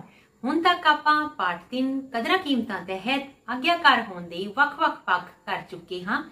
ਆਗਿਆਕਾਰ ਹੋਣ ਨਾਲ ਹੀ ਸੰਬੰਧਿਤ ਮੈਂ ਤੁਹਾਨੂੰ ਅੱਜ ਇੱਕ ਬਹੁਤ ਵਧੀਆ ਕਹਾਣੀ ਸੁਣਾਵਾਂਗੀ ਜੋ ਕਿ ਮਾਤਾ ਪਿਤਾ ਦਾ ਆਗਿਆਕਾਰ ਹੋਣ ਨਾਲ ਹੀ ਸੰਬੰਧਿਤ ਹੈ। ਇੱਕ ਪਿੰਡ ਵਿੱਚ ਗੋਪਾਲ ਨਾਂ ਦਾ ਬੱਚਾ ਰਹਿੰਦਾ ਸੀ। ਉਹ ਆਪਣੇ ਮਾਤਾ ਪਿਤਾ ਦੀ ਹਰ ਗੱਲ ਮੰਨਦਾ ਸੀ ਅਤੇ ਪਿੰਡ ਵਾਲੇ ਵੀ ਗੋਪਾਲ ਦੀਆਂ ਉਦਾਹਰਨਾਂ ਆਪਣੇ ਬੱਚਿਆਂ ਨੂੰ ਦਿੰਦੇ ਸੀ ਕਿਉਂਕਿ ਉਹ ਆਪਣੇ ਮਾਂ-ਬਾਪ ਦਾ ਬਹੁਤ ਜ਼ਿਆਦਾ ਆਗਿਆਕਾਰੀ ਬੱਚਾ ਸੀ ਅਤੇ ਉਹਨਾਂ ਦਾ ਹਰ ਕੰਮ ਖੁਸ਼ੀ-ਖੁਸ਼ੀ ਕਰਦਾ ਸੀ। ਸਮਾਂ ਬੀਤਦਾ ਗਿਆ। ਗੋਪਾਲ ਵੱਡਾ ਹੋ ਚੁੱਕਾ ਸੀ ਅਤੇ ਉਸਦੇ ਮਾਤਾ-ਪਿਤਾ ਉਸਨੂੰ ਇਕਲੌਤਾ ਹੋਣ ਕਾਰਨ ਕਿਸੇ ਵੀ ਚੀਜ਼ ਦੀ ਕਮੀ ਨਹੀਂ ਸੀ ਹੋਣ ਦਿੰਦੇ। ਉਹ ਉਸਨੂੰ ਤਰ੍ਹਾਂ-ਤਰ੍ਹਾਂ ਦੇ ਖਿਡੌਣੇ, ਕੀਮਤੀ ਕੱਪੜੇ, ਸੁੱਕੇ ਮੇਵੇ, ਮਹਿੰਗੀ ਤੋਂ ਮਹਿੰਗੀ ਮਠਿਆਈ ਲਿਆ ਕੇ ਦਿੰਦੇ ਸਨ ਅਤੇ ਉਸਦੀ ਕੋਈ ਗੱਲ ਵੀ ਨਹੀਂ ਸੀ ਟਾਲਦੇ। ਸਮੇਂ ਨੇ ਗੇੜ ਪਲਟਿਆ। ਗੋਪਾਲ ਹੁਣ ਬੁਰੀ ਸੰਗਤ ਵਿੱਚ ਪੈ ਚੁੱਕਾ ਸੀ। ਆਪਣੇ ਮਾਤਾ-ਪਿਤਾ ਦਾ ਇਕਲੌਤਾ ਪੁੱਤਰ ਹੋਣ ਕਰਕੇ ਉਸਨੇ ਆਪਣੇ ਦੋਸਤਾਂ ਨਾਲ ਮਿਲ ਕੇ ਆਪਣੇ ਮਾਤਾ-ਪਿਤਾ ਦੀ ਕਮਾਈ ਨੂੰ ਨਸ਼ਿਆਂ ਵਿੱਚ ਉਡਾਉਣਾ ਸ਼ੁਰੂ ਕਰ ਦਿੱਤਾ ਸੀ। ਮਾਤਾ-ਪਿਤਾ ਇਸ ਫਿਕਰ ਵਿੱਚ ਸਨ ਕਿ ਉਹ ਆਪਣੇ ਬੱਚੇ ਨੂੰ ਬੁਰੀ ਸੰਗਤ ਤੋਂ ਕਿਸ ਤਰ੍ਹਾਂ ਬਚਾਉਣ। ਇਸ ਲਈ ਉਹਨਾਂ ਨੇ ਗੋਪਾਲ ਨੂੰ ਸਹੀ ਰਸਤੇ ਤੇ ਲਿਆਉਣ ਲਈ ਇੱਕ ਤਰਕੀਬ ਸੋਚੀ। ਗੋਪਾਲ ਨੂੰ ਸੇਬ ਬਹੁਤ ਪਸੰਦ ਸਨ, ਇਸ ਲਈ ਪਿਤਾ ਜੀ ਨੇ ਸੇਬਾਂ ਦੀ ਇੱਕ ਟੋਕਰੀ ਗੋਪਾਲ ਦੀ ਅਲਮਾਰੀ ਵਿੱਚ ਲਿਆ ਕੇ ਰੱਖ ਦਿੱਤੀ ਅਤੇ ਨਾਲ ਹੀ ਇੱਕ ਗਲਿਆ ਹੋਇਆ ਸੇਬ ਵੀ ਰੱਖ ਦਿੱਤਾ। ਕੁਝ ਦਿਨਾਂ ਬਾਅਦ ਗੋਪਾਲ ਨੂੰ ਗਲੇ ਹੋਏ ਸੇਬਾਂ ਦੀ ਬਦਬੂ ਮਹਿਸੂਸ ਹੋਈ। ਜਦੋਂ ਗੋਪਾਲ ਨੇ ਅਲਮਾਰੀ ਨੂੰ ਖੋਲ ਕੇ ਵੇਖਿਆ ਤਾਂ ਉਹ ਕੀ ਵੇਖਦਾ ਹੈ ਕਿ ਸਾਰੇ ਹੀ ਸੇਬ ਗਲੇ ਹੋਏ ਹਨ। ਤਦ ਉਸਦੇ ਮਾਤਾ ਪਿਤਾ ਕਮਰੇ ਵਿੱਚ ਆਏ ਅਤੇ ਉਸਦੇ ਪਿਤਾ ਜੀ ਨੇ ਉਸਨੂੰ ਸਮਝਾਇਆ ਕਿ ਗੋਪਾਲ ਨੇ ਇਹਨਾਂ ਸੇਬਾਂ ਨੂੰ ਖਾਣਾ ਤਾਂ ਕੀ ਸੀ, ਉਹਨਾਂ ਨੂੰ ਖੋਲ ਕੇ ਵੀ ਨਹੀਂ ਦੇਖਿਆ। ਜੇਕਰ ਉਹ ਸਮੇਂ ਰਹਿੰਦੇ ਇਹਨਾਂ ਨੂੰ ਖਾ ਲੈਂਦਾ ਜਾਂ ਫਿਰ ਗਲੇ ਹੋਏ ਸੇਬ ਨੂੰ ਇਹਨਾਂ ਤੋਂ ਅਲੱਗ ਕਰ ਦਿੰਦਾ ਤਾਂ ਸੇਬ ਗਲਣ ਤੋਂ ਬਚ ਸਕਦੇ ਸੀ।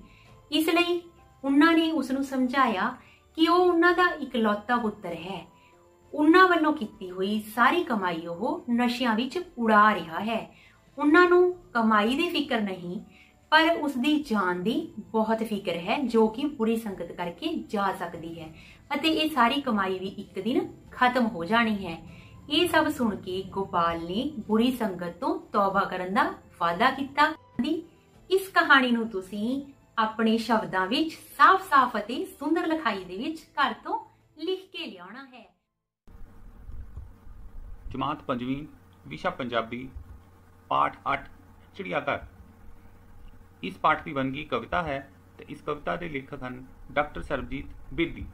ਪਿਆਰੇ ਬੱਚਿਓ, ਚਿੜੀਆਘਰ ਦੀ ਸੈਰ ਤੁਸੀਂ ਕੰਟੈਂਟ ਰਾਹੀਂ ਕਰ ਚੁੱਕੇ ਹੋ ਤੇ ਆਓ ਅੱਜ ਅਸੀਂ ਪਾਠ ਪੁਸਤਕ ਦੇ ਪੰਨਾ ਨੰਬਰ 46 ਤੋਂ 49 ਤੱਕ ਇਸ ਚਿੜੀਆਘਰ ਨੂੰ ਪੜ੍ਹ ਕੇ ਇਸ ਦਾ ਉਚਾਰਨ ਕਰਦੇ ਹਾਂ। ਤੇ ਆਓ ਫਿਰ ਸ਼ੁਰੂ ਕਰਦੇ ਹਾਂ। ਆਓ ਸਾਰੇ ਬਾਲ ਛੱਤ ਬੀੜ ਚੱਲੀਏ, ਹਾਣੀਆਂ ਦੇ ਨਾਲ ਅੱਗੇ ਹੋ ਕੇ ਰਲੀਏ। ਰੱਖਾਂ ਵਿੱਚ ਸ਼ੇਰ ਬਾਂਦਰ ਪਿੰਜਰੇ 'ਚ ਬੰਦ, ਜੰਗਲਾਂ ਦੇ ਜੀਵ ਕਿਵੇਂ ਮਾਣਦੇ ਆਨੰਦ। ਬਣ ਮਣਸ ਵੇਖੋ ਸਾਡੇ ਵਾਂਗ ਚੱਲਦਾ, ਕੱਢਦਾ ਆਵਾਜ਼ ਜਿਵੇਂ ਢੋਲ ਵੱਜਦਾ। ਹਿਰਨਾਂ ਦੀ ਡਰ ਪਰ ਚੁੰਗੀਆਂ ਪਈ, ਹਰਾ ਭਰਾ ਚਾਰਾ ਨਾਲੇ ਡਰ ਕੋਈ ਨਹੀਂ।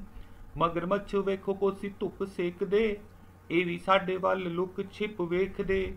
ਬਾਗ ਤੇ ਬਘੇਲੇ ਵੇਖ ਡਰ ਜਾਈਦਾ, ਭੁੱਲ ਕੇ ਨਾ ਪਿੰਜਰੇ 'ਚ ਹੱਥ ਪਾਈਦਾ। ਬਾਰਾ ਸਿੰਘੇ ਵੇਖ ਕਥਾ ਯਾਦ ਆਮਦੀ, ਸੋਹਣੀ ਉਹ ਚੀਜ਼ ਜਿਹੜੀ ਕੰਮ ਆਮਦੀ। ਟੱਕੜ ਬੱਗਾ ਨਹੀਂ ਉਹ ਸਾਡੇ ਵੱਲ ਤੱਕਦਾ, ਆਖਦਾ ਸੀ ਤਾਇਆ ਇਹ ਤਾਂ ਬੱਚੇ ਚੱਕਦਾ।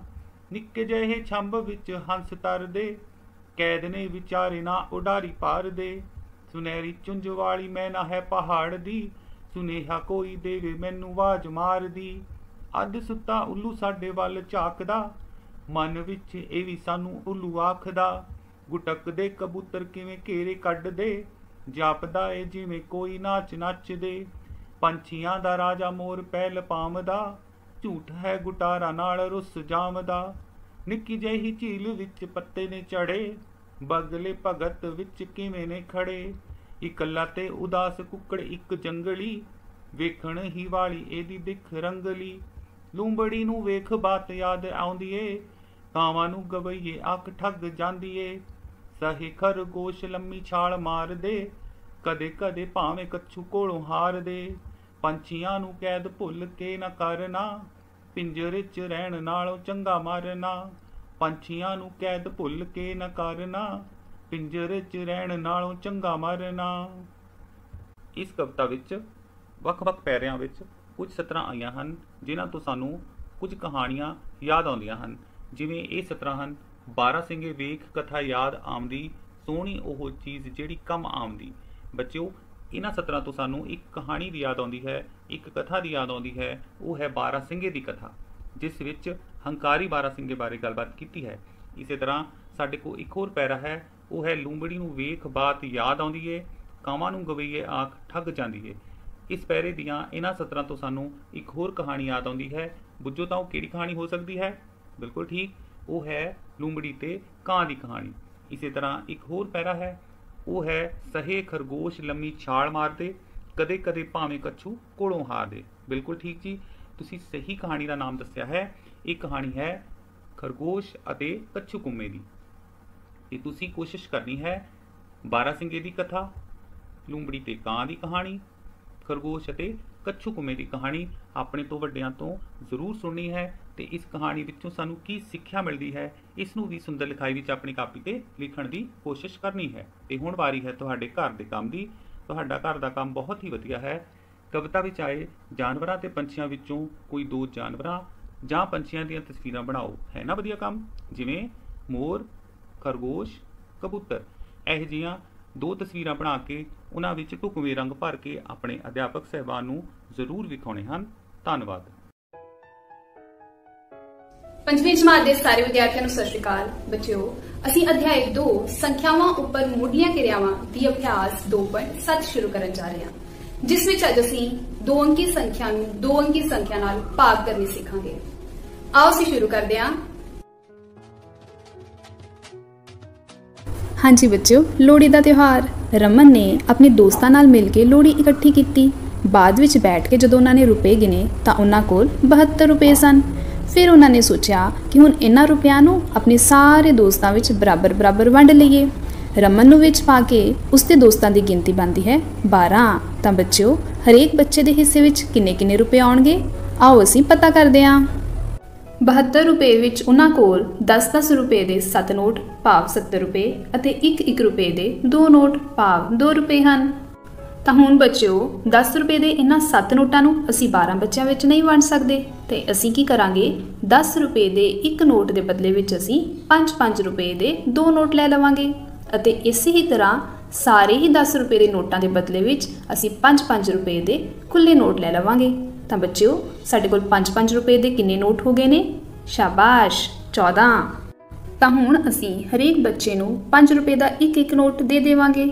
ਤਾਂ ਬੱਚਿਓ, ਇਸ ਤਰੀਕੇ ਨਾਲ ਅਸੀਂ ਕਿੰਨੇ ਰੁਪਏ ਵੰਡ ਦਿੱਤੇ ਨੇ? ਦੇਖੋ ਬੱਚਿਓ, 12 5 60। ਤਾਂ ਇਸ ਤਰੀਕੇ ਨਾਲ ਅਸੀਂ 60 ਰੁਪਏ ਵੰਡ ਦਿੱਤੇ ਹਨ। 72 ਵਿੱਚੋਂ 60 ਰੁਪਏ ਵੰਡਣ ਦੇ ਬਾਅਦ ਸਾਡੇ ਕੋਲ ਕਿੰਨੇ ਰੁਪਏ ਬਾਕੀ ਬਚਦੇ ਹਨ? ਇਹਦੇ ਲਈ ਅਸੀਂ ਘਟਾਓ ਕਰਾਂਗੇ। 72 ਵਿੱਚੋਂ 60 ਨੂੰ ਘਟਾਓ ਕਰਕੇ ਸਾਡੇ ਕੋਲ 12 ਆਉਂਦਾ ਹੈ। ਇਸ ਦਾ ਭਾਵ ਹੈ ਕਿ ਹੁਣ ਸਾਡੇ ਕੋਲ 12 ਰੁਪਏ ਬਚਦੇ ਹਨ, ਜਿਸ ਵਿੱਚ ਸਾਡੇ ਕੋਲ 5 ਰੁਪਏ ਦੇ 2 ਨੋਟ ਅਤੇ 1 ਰੁਪਏ ਦੇ 2 ਨੋਟ ਹਨ। ਪਰ ਇਹ 4 ਨੋਟ ਅਸੀਂ 12 ਬੱਚਿਆਂ ਵਿੱਚ ਨਹੀਂ ਵੰਡ ਸਕਦੇ, ਤਾਂ ਅਸੀਂ 5 ਰੁਪਏ ਦੇ ਇਹਨਾਂ 2 ਨੋਟਾਂ ਦੇ ਬਦਲੇ ਵਿੱਚ 1 ਰੁਪਏ ਦੇ 10 ਨੋਟ ਲੈ ਸਕਦੇ ਹਾਂ। ਹੁਣ ਸਾਡੇ ਕੋਲ 1 ਰੁਪਏ ਦੇ 12 ਨੋਟ ਹਨ। ਹਾਂਜੀ, ਤਾਂ ਬੱਚਿਓ, ਅਸੀਂ 12 ਬੱਚਿਆਂ ਨੂੰ 1 ਰੁਪਏ ਦਾ 1 ਨੋਟ ਦੇ ਦੇਵਾਂਗੇ। ਤਾਂ ਇਸ ਤਰੀਕੇ ਨਾਲ ਅਸੀਂ ਕਿੰਨੇ ਹੋਰ ਰੁਪਏ ਵੰਡ ਦਿੱਤੇ? ਦੇਖੋ ਬੱਚਿਓ, 12 ਏਕਮ 12। ਸੋ ਇਸ ਤਰੀਕੇ ਨਾਲ ਅਸੀਂ 12 ਰੁਪਏ ਬੱਚਿਆਂ ਦੇ ਵਿੱਚ ਵੰਡ ਦਿੱਤੇ ਹਨ। 12 ਵਿੱਚੋਂ 12 ਨੂੰ ਘਟਾਓ ਕਰਨ ਤੇ 0 ਉੱਤਰ ਆਵੇਗਾ। ਪਹਿਲਾਂ ਅਸੀਂ ਹਰੇਕ ਬੱਚੇ ਨੂੰ 5 ਰੁਪਏ ਦਿੱਤੇ ਸਨ ਅਤੇ ਫਿਰ ਅਸੀਂ ਉਹਨਾਂ ਨੂੰ 1 ਰੁਪਇਆ ਹੋਰ ਦਿੱਤਾ। ਤਾਂ ਇਸ ਤਰੀਕੇ 5 ਅਤੇ 1 6 ਰੁਪਏ ਹਰੇਕ ਬੱਚੇ ਦੇ ਹਿੱਸੇ ਵਿੱਚ 6 ਰੁਪਏ ਆਉਂਦੇ ਹਨ। ਆਓ ਬੱਚਿਓ, ਇਸੇ ਨੂੰ ਹੁਣ ਅਸੀਂ ਲਿਖਣ ਵਿਧੀ ਨਾਲ ਸਮਝਦੇ ਹਾਂ। ਅਸੀਂ 72 ਰੁਪਏ 12 ਬੱਚਿਆਂ ਦੇ ਵਿੱਚ ਬਰਾਬਰ ਵੰਡੇ ਹਨ। ਤਾਂ ਅਸੀਂ ਕੀ ਕਰਾਂਗੇ? ਸਭ ਤੋਂ ਪਹਿਲਾਂ ਅਸੀਂ ਹਰੇਕ ਬੱਚੇ ਨੂੰ 5 ਰੁਪਏ ਦੇ ਦਿੱਤੇ ਅਤੇ ਇਸ ਤਰੀਕੇ ਨਾਲ ਬੱਚੇ ਅਸੀਂ 12 5 60 ਰੁਪਏ ਵੰਡ ਦਿੱਤੇ ਹਨ। 72 ਵਿੱਚੋਂ 60 ਰੁਪਏ ਵੰਡਣ ਦੇ ਬਾਅਦ ਸਾਡੇ ਕੋਲ ਕਿੰਨੇ ਰੁਪਏ ਬਚਦੇ ਹਨ? ਘਟਾਓ ਕਰਨ ਤੇ ਸਾਡੇ ਕੋਲ 12 ਰੁਪਏ ਬਚਦੇ ਹਨ, ਔਰ ਅਸੀਂ ਜਾਣਦੇ ਹਾਂ ਕਿ ਬੱਚਿਆਂ ਦੀ ਗਿਣਤੀ ਵੀ 12 ਹੈ। ਤਾਂ ਇਸ ਲਈ ਬੱਚਿਓ, ਹੁਣ ਅਸੀਂ ਹਰੇਕ ਬੱਚੇ ਨੂੰ 1 ਰੁਪਇਆ ਹੋਰ ਦੇ ਸਕਦੇ ਹਾਂ ਅਤੇ ਇਸ ਤਰ੍ਹਾਂ ਨਾਲ ਅਸੀਂ 12 ਏਕਮ 12 ਰੁਪਏ ਹੋਰ ਵੰਡ ਦਿੱਤੇ। 12 ਵਿੱਚੋਂ 12 ਰੁਪਏ ਵੰਡਣ ਦੇ ਬਾਅਦ ਤੁਸੀਂ ਦੱਸੋ ਸਾਡੇ ਕੋਲ ਕਿੰਨੇ ਰੁਪਏ ਬਚਦੇ ਹਨ? ਘਟਾਓ ਕਰਨ ਤੇ ਸਾਡੇ ਕੋਲ 0 ਬਚਦਾ ਹੈ, ਜਿਸ ਦਾ ਭਾਵ ਹੈ ਕਿ ਸਾਡੇ ਕੋਲ ਕੋਈ ਵੀ ਰੁਪਇਆ ਬਾਕੀ ਨਹੀਂ ਬਚਿਆ। ਅਸੀਂ 72 ਰੁਪਏ 12 ਬੱਚਿਆਂ ਦੇ ਵਿੱਚ ਬਰਾਬਰ ਵੰਡ ਦਿੱਤੇ ਹਨ। ਪਹਿਲਾਂ ਅਸੀਂ ਹਰੇਕ ਬੱਚੇ ਨੂੰ 5 ਰੁਪਏ ਦਿੱਤੇ ਅਤੇ ਫਿਰ ਉਹਨਾਂ ਨੂੰ 1 ਰੁਪਇਆ ਹੋਰ ਦਿੱਤਾ। ਤਾਂ ਇਸ ਤਰੀਕੇ ਨਾਲ ਬੱਚਿਓ, 5 ਜਮਾ 1 ਬਰਾਬਰ ਹੈ 6। ਤਾਂ ਹਰੇਕ ਬੱਚੇ ਦੇ ਹਿੱਸੇ ਵਿੱਚ 6 ਰੁਪਏ ਆਉਂਦੇ ਹਨ। ਆਓ ਬੱਚਿਓ, ਇਸੇ ਨੂੰ ਹੁਣ ਅਸੀਂ ਭਾਗ ਕਰਨ ਦੀ ਮਿਆਰੀ ਵਿਧੀ ਨਾਲ ਹੱਲ ਕਰਦੇ ਹਾਂ। ਸਾਡੇ ਕੋਲ ਸੰਖਿਆ ਹੈ 72, ਜਿਸ ਵਿੱਚ 2 ਇਕਾਈਆਂ ਅਤੇ 7 ਦਹਾਈਆਂ ਹਨ। 72 ਨੂੰ ਅਸੀਂ 12 ਦੇ ਨਾਲ ਭਾਗ ਕਰਨਾ ਹੈ। ਇਸ ਲਈ ਅਸੀਂ 12 ਦਾ ਪਹਾੜਾ ਦੇਖਾਂਗੇ। 12 ਦਾ ਪਹਾੜਾ ਜਦੋਂ 6 ਤੱਕ ਪੜਿਆ ਜਾਂਦਾ ਹੈ ਤਾਂ 12 ਛਿਕਾ 72। ਬੱਚਿਓ, 12 ਛਿਕਾ 72। ਹੁਣ ਅਸੀਂ 72 ਵਿੱਚੋਂ 72 ਦੀ ਘਟਾਓ ਕਰਾਂਗੇ। ਤਾਂ ਬੱਚਿਓ, ਜਦੋਂ ਕਿਸੇ ਸੰਖਿਆ ਵਿੱਚੋਂ ਉਸੇ ਹੀ ਸੰਖਿਆ ਨੂੰ ਘਟਾਇਆ ਜਾਂਦਾ ਹੈ ਤਾਂ ਉੱਤਰ ਵਿੱਚ ਸਾਨੂੰ 0 ਪ੍ਰਾਪਤ ਹੁੰਦਾ ਹੈ। ਇਸ ਦਾ ਭਾਵ ਹੈ ਕਿ ਸਾਡੇ ਕੋਲ ਕੋਈ ਵੀ ਸੰਖਿਆ ਬਾਕੀ ਨਹੀਂ ਬਚੀ। ਸੋ ਇਸ ਤਰੀਕੇ ਨਾਲ 72 ਰੁਪਿਆਂ ਨੂੰ 12 ਬੱਚਿਆਂ ਦੇ ਵਿੱਚ ਬਰਾਬਰ ਵੰਡਣ ਲਈ ਹਰੇਕ ਬੱਚੇ ਨੂੰ ਅਸੀਂ 6-6 ਰੁਪਏ ਦੇਵਾਂਗੇ। ਬੱਚਿਓ, ਕਰੰਸੀ ਨੋਟਾਂ ਨੂੰ ਬਰਾਬਰ ਵੰਡਣ ਤੇ ਹਰੇਕ ਬੱਚੇ ਨੂੰ 6 ਰੁਪਏ ਮਿਲ ਰਹੇ ਹਨ। ਇਸੇ ਨੂੰ ਜਦ ਅਸੀਂ ਲਿਖਣ ਵਿਧੀ ਰਾਹੀਂ ਕਰਦੇ ਹਾਂ ਤਾਂ ਵੀ ਹਰੇਕ ਬੱਚੇ ਨੂੰ 6 ਰੁਪਏ ਮਿਲ ਰਹੇ ਹਨ ਅਤੇ ਭਾਗ ਕਰਨ ਦੀ ਮਿਆਰੀ ਵਿਧੀ ਰਾਹੀਂ ਹਰੇਕ ਬੱਚੇ ਦੇ ਹਿੱਸੇ ਵਿੱਚ 6 ਰੁਪਏ ਆਉਂਦੇ ਹਨ। ਤਾਂ ਬੱਚਿਓ, ਅਸੀਂ ਵਸਤੂਆਂ ਨੂੰ ਬਰਾਬਰ ਵੰਡਣ ਲਈ ਭਾਗ ਕਰਨ ਦੀ ਗੈਰ ਮਿਆਰੀ ਅਤੇ ਮਿਆਰੀ ਵਿਧੀ ਸਿੱਖੀ ਹੈ। ਦੋਵੇਂ ਹੀ ਤਰ੍ਹਾਂ ਸਾਡੇ ਕੋਲ ਉਹੀ ਉੱਤਰ ਆਉਂਦਾ ਹੈ। ਸੋ ਪਿਆਰੇ ਵਿਦਿਆਰਥੀਓ, ਘਰ ਦੇ ਕੰਮ ਲਈ ਤੁਸੀਂ ਅਭਿਆਸ 2.7 ਵਿੱਚੋਂ ਪ੍ਰਸ਼ਨ 1 ਦਾ ਭਾਗ C, ਭਾਗ E ਅਤੇ ਭਾਗ I ਹੱਲ ਕਰੋਗੇ। ਧੰਨਵਾਦ।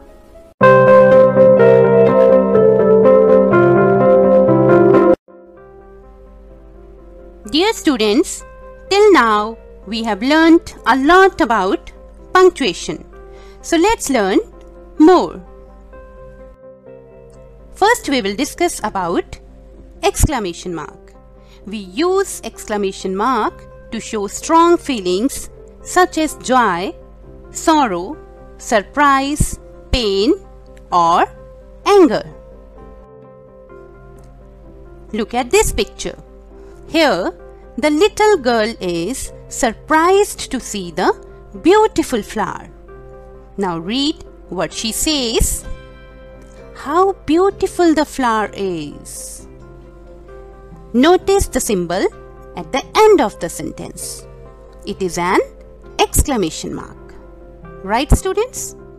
Here I give you some more examples. Look at this picture. The man is very happy to see a big house. Wow, what a big house it is. Notice the symbols after the word wow and after the sentence.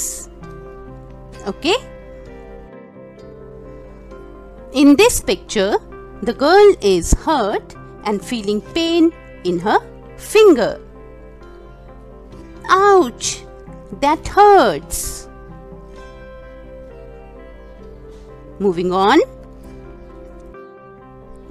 In this picture, the mother is saying angrily to his son not to play with knife. Stop! Don't do that.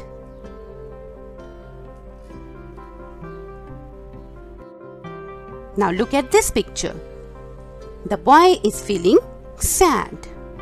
And he is thinking, alas, it is a bad news. The symbol at the end of the word or sentence is called an exclamation mark. Right, students? Now we will discuss about quotation marks or speech marks. Read the conversation between Prachi and Tejas. Prachi is asking to Tejas, "Do you like to eat rice?" And Tejas replies, "Yes, I like to eat rice."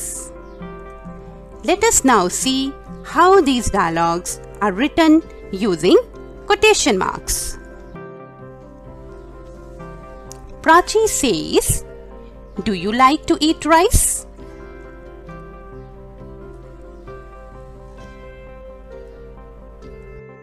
Tejas says, "Yes, I like to eat rice." Notice the symbols. These are quotation marks. These show us what somebody is saying.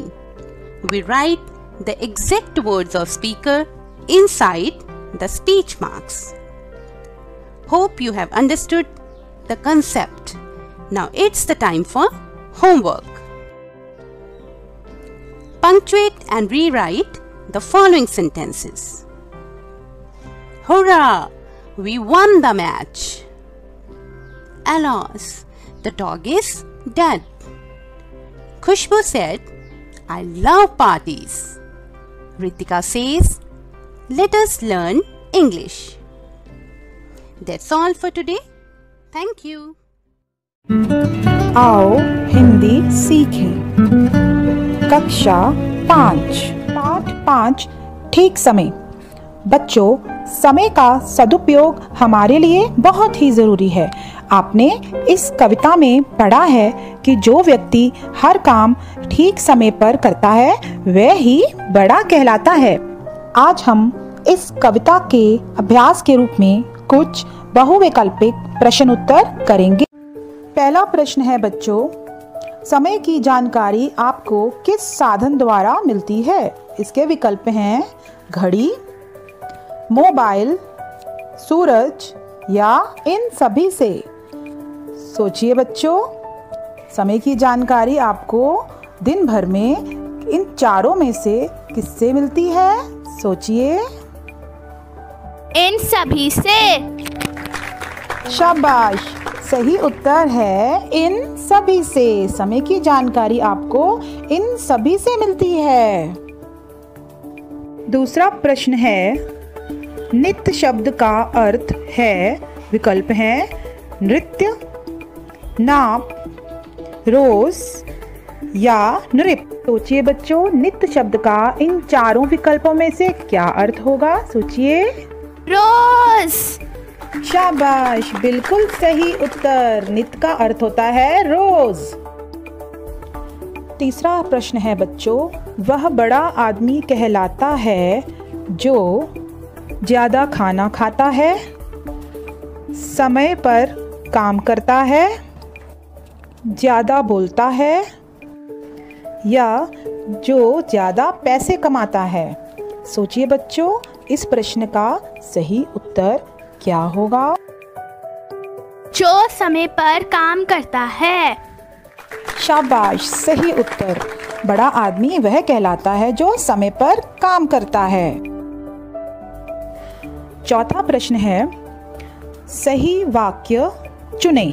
विकल्प हैं घड़ी हमें सही समय दिखाता है, घड़ी हमें सही समय सुनाती है या घड़ी हमें सही समय दिखाती है या फिर घड़ी हमें कुछ नहीं बताती। सोचिए बच्चों, इन चारों में से सही वाक्य कौन सा होगा? सोचिए।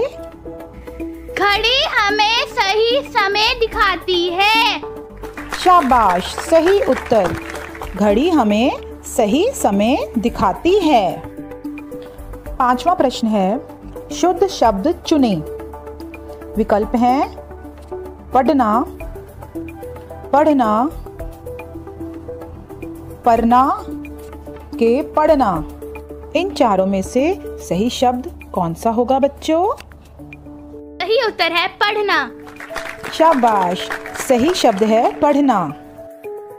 छठा प्रश्न, सुबह उठकर सर्वप्रथम करना चाहिए। विकल्प हैं नाश्ता, नाचना, बातें या फिर स्नान। सोचिए बच्चों, सुबह उठकर आप सबसे पहले क्या करते हैं? नाश्ता। गलत जवाब, ये तो गलत हो गया। सर्वप्रथम हमें सुबह उठकर करना चाहिए स्नान। क्या करना चाहिए? स्नान। सही, यह है सही उत्तर। सातवां प्रश्न है बच्चों, अशुद्ध शब्द पर घेरा लगाएं। विकल्प हैं समय, मौज, पढ़ने, उड़ाओ। बताइए, इन चारों में से अशुद्ध शब्द कौन सा है? अशुद्ध शब्द है मौज। बिल्कुल सही। इन चारों में से अशुद्ध शब्द है मौज, क्योंकि म के ऊपर ओ की मात्रा है। हमें म के ऊपर औ की मात्रा चाहिए, फिर ये बनेगा मौज। अब समय है गृह कार्य का। गृह कार्य में आपको इस प्रश्न का उत्तर बताना है। हमें प्रतिदिन सुबह घर से निकलने से पहले अवश्य करना चाहिए रात्रि भोज, मध्याह्न भोज, नाश्ता के कुछ नहीं। इसका सही उत्तर सोचिए और अपनी कॉपियों में लिखिए। बहुत ही सत्कारयोग अध्यापक साहिबान ਅਤੇ ਪਿਆਰੇ ਵਿਦਿਆਰਥੀਓ, ਸਾਰਿਆਂ ਨੂੰ ਪਿਆਰ ਭਰੀ ਸਤਿ ਸ਼੍ਰੀ ਅਕਾਲ। ਬੇਟਾ ਪੰਜਾਬੀ ਦੀ ਲਿਖਾਈ ਦੇ ਵਿਸ਼ੇ ਦੇ ਉੱਤੇ ਆਪਣੀ ਗੱਲਬਾਤ ਆ ਜਿਹੜੀ ਉਹ ਚੱਲਦੀ ਪਈ ਸੀ ਔਰ ਅੱਜ ਆਪਾਂ 9ਵੇਂ ਸੈੱਟ ਦੇ 5ਵੇਂ ਅੱਖਰ ਊੜਾ ਦੇ ਉੱਤੇ ਪਹੁੰਚ ਚੁੱਕੇ ਹੋਏ ਆ। ਉਹ ਬੱਚੇ ਧਿਆਨ ਦੇ ਨਾਲ ਤੁਸੀਂ ਦੇਖ ਲਓ, 9ਵੇਂ ਸੈੱਟ ਦਾ 5ਵਾਂ ਅੱਖਰ ਊੜਾ ਜਿਹੜਾ ਹੈਗਾ ਆ ਉਹ ਅਸੀਂ ਕਿਸ ਤਰ੍ਹਾਂ ਬਣਾਉਣਾ ਆ। ਸਭ ਤੋਂ ਪਹਿਲੇ ਸਟੈਪ ਦੇ ਵਿੱਚ ਬੱਚੇ ਅਸੀਂ ਕੀ ਕਰਨਾ, ਉੱਪਰਲੇ ਪਾਸੇ ਜਿਵੇਂ ਅਸੀਂ ਸਾਰੇ ਅੱਖਰ ਨੂੰ ਬਣਾਉਣ ਦੇ ਲਈ ਉੱਪਰਲੇ ਪਾਸੇ ਅਸੀਂ ਉੱਪਰਲੀ ਰੇਖਾ ਦੇ ਉੱਤੇ ਉਹ ਰੇਖਾ ਲੈ ਲੈਂਦੇ ਆ ਜਿੰਨੀ ਚੌੜਾਈ ਅਸੀਂ ਰੱਖਣੀ ਆ ਅੱਖਰ ਦੀ ਅੰਦਾਜ਼ੇ ਦੇ ਨਾਲ। ਉਹਦੇ ਤੋਂ ਬਾਅਦ ਦੇ ਵਿੱਚ ਬੱਚੇ ਇਧਰਲੇ ਪਾਸੇ ਹੁਲਾਰਾ ਛੱਡਦੇ ਹੋਏ ਇੱਥੋਂ ਗੋਲਾਈ ਦਿੰਦੇ ਹੋਏ ਅਸੀਂ ਆਹ 50% ਤੱਕ ਆ ਸੈਂਟਰ ਲਾਈਨ ਅੱਧ ਨੂੰ ਸ਼ੋ ਕਰਦੀ ਪਈ ਆ, ਜਿਵੇਂ ਆਪਾਂ ਤੱਤਾ ਬਣਾਉਂਦੇ ਸੀ ਬੱਚੇ। ਇੱਥੋਂ ਅਸੀਂ ਆਹ ਪੁਆਇੰਟ ਥੋੜਾ ਜਿਹਾ ਉਰਾ ਰੱਖ ਲੈਣਾ, ਤੱਤੇ 'ਚ ਆਪਾਂ ਡੀਪ ਜਾਂਦੇ ਹਾਂ ਥੋੜਾ ਜਿਹਾ। ਔਰ ਇਹਦੇ ਤੋਂ ਬਾਅਦ ਦੇ ਵਿੱਚ ਸੇਮ ਟਰੈਕ ਤੇ ਵਾਪਸ ਜਾਂਦੇ ਹੋਏ ਇੱਥੋਂ ਫੇਰ ਟਰੈਕ ਬਦਲਦੇ ਹੋਏ ਬੱਚੇ ਅਸੀਂ ਇੱਥੋਂ ਥੱਲੇ ਆ ਗਏ। ਥੱਲੇ ਆ ਕੇ ਫੇਰ ਅਸੀਂ ਇੱਥੋਂ ਉੱਪਰ ਨੂੰ ਚਲੇ ਗਏ। ਉੱਪਰ ਨੂੰ ਜਾ ਕੇ ਬੇਟਾ ਅਸੀਂ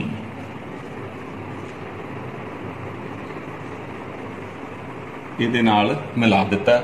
ਔਰ ਫਿਰ ਆਹ ਪੁਆਇੰਟ ਆ ਜਿਹੜਾ ਨਾਲ ਇਹਦੇ ਜੁੜਿਆ ਹੋਣਾ ਚਾਹੀਦਾ ਆ। ਇਹ ਬਣ ਗਿਆ ਬੇਟਾ ਅੱਖਰ ਊੜਾ। ਊੜੇ 'ਚ ਮੋਟਾ ਜਿਹਾ ਫੰਡਾ ਚੇਤੇ ਰੱਖਣਾ ਵੀ ਹੇਠਲੇ ਪਾਸੇ ਊੜੇ ਦੀ ਚੌੜਾਈ ਘੱਟ ਹੁੰਦੀ ਹੈ, ਉੱਪਰਲੇ ਪਾਸੇ ਊੜਾ ਦੀ ਚੌੜਾਈ ਵੱਧ ਹੁੰਦੀ ਹੈ। ਇਹਦੇ ਲਈ ਇੱਕ ਦੋ ਟੈਕਨੀਕਲ ਨੁਕਤੇ ਇਹ ਹੁੰਦੇ ਵੀ ਆਹ ਪੁਆਇੰਟ ਇਸ ਪੁਆਇੰਟ ਨਾਲੋਂ ਹਲਕਾ ਜਿਹਾ ਉਰਲੇ ਪਾਸੇ ਨੂੰ ਕਰ ਲੈਣਾ ਹੁੰਦਾ। ਔਰ ਇੱਥੋਂ ਜਿਹੜਾ ਸਾਡਾ ਚੜਾਵ ਉੱਪਰ ਨੂੰ ਜਾਣਾ ਇਹ ਹਲਕਾ ਜਿਹਾ ਜੇ ਤਿਰਛਾ ਜਾਊਗਾ ਤਾਂ ਫਿਰ ਅੱਖਰ ਦੀ ਸ਼ੇਪ ਆ ਜਿਹੜੀ ਉਹ ਪ੍ਰੋਪਰ ਬਣ ਜਾਂਦੀ ਆ। ਅਭਿਆਸ ਦੇ ਨਾਲ ਸਾਡਾ ਹੱਥ ਆ ਜਿਹੜਾ ਸੈੱਟ ਹੋ ਜਾਂਦਾ ਆ। ਫਿਰ ਧਿਆਨ ਨਾਲ ਦੇਖ ਲਓ ਬੇਟਾ ਅਸੀਂ ਕਿਸ ਤਰ੍ਹਾਂ ਊੜਾ ਬਣਾਇਆ। ਆਹ ਸਭ ਤੋਂ ਪਹਿਲਾ ਸਟੈਪ। ਉਹਦੇ ਤੋਂ ਬਾਅਦ ਦੇ ਵਿੱਚ ਇਸ ਬਿੰਦੂ ਤੋਂ ਅਸੀਂ ਚੱਲੇ ਘੁੰਮ ਕੇ ਇੱਥੇ ਆ ਗਏ।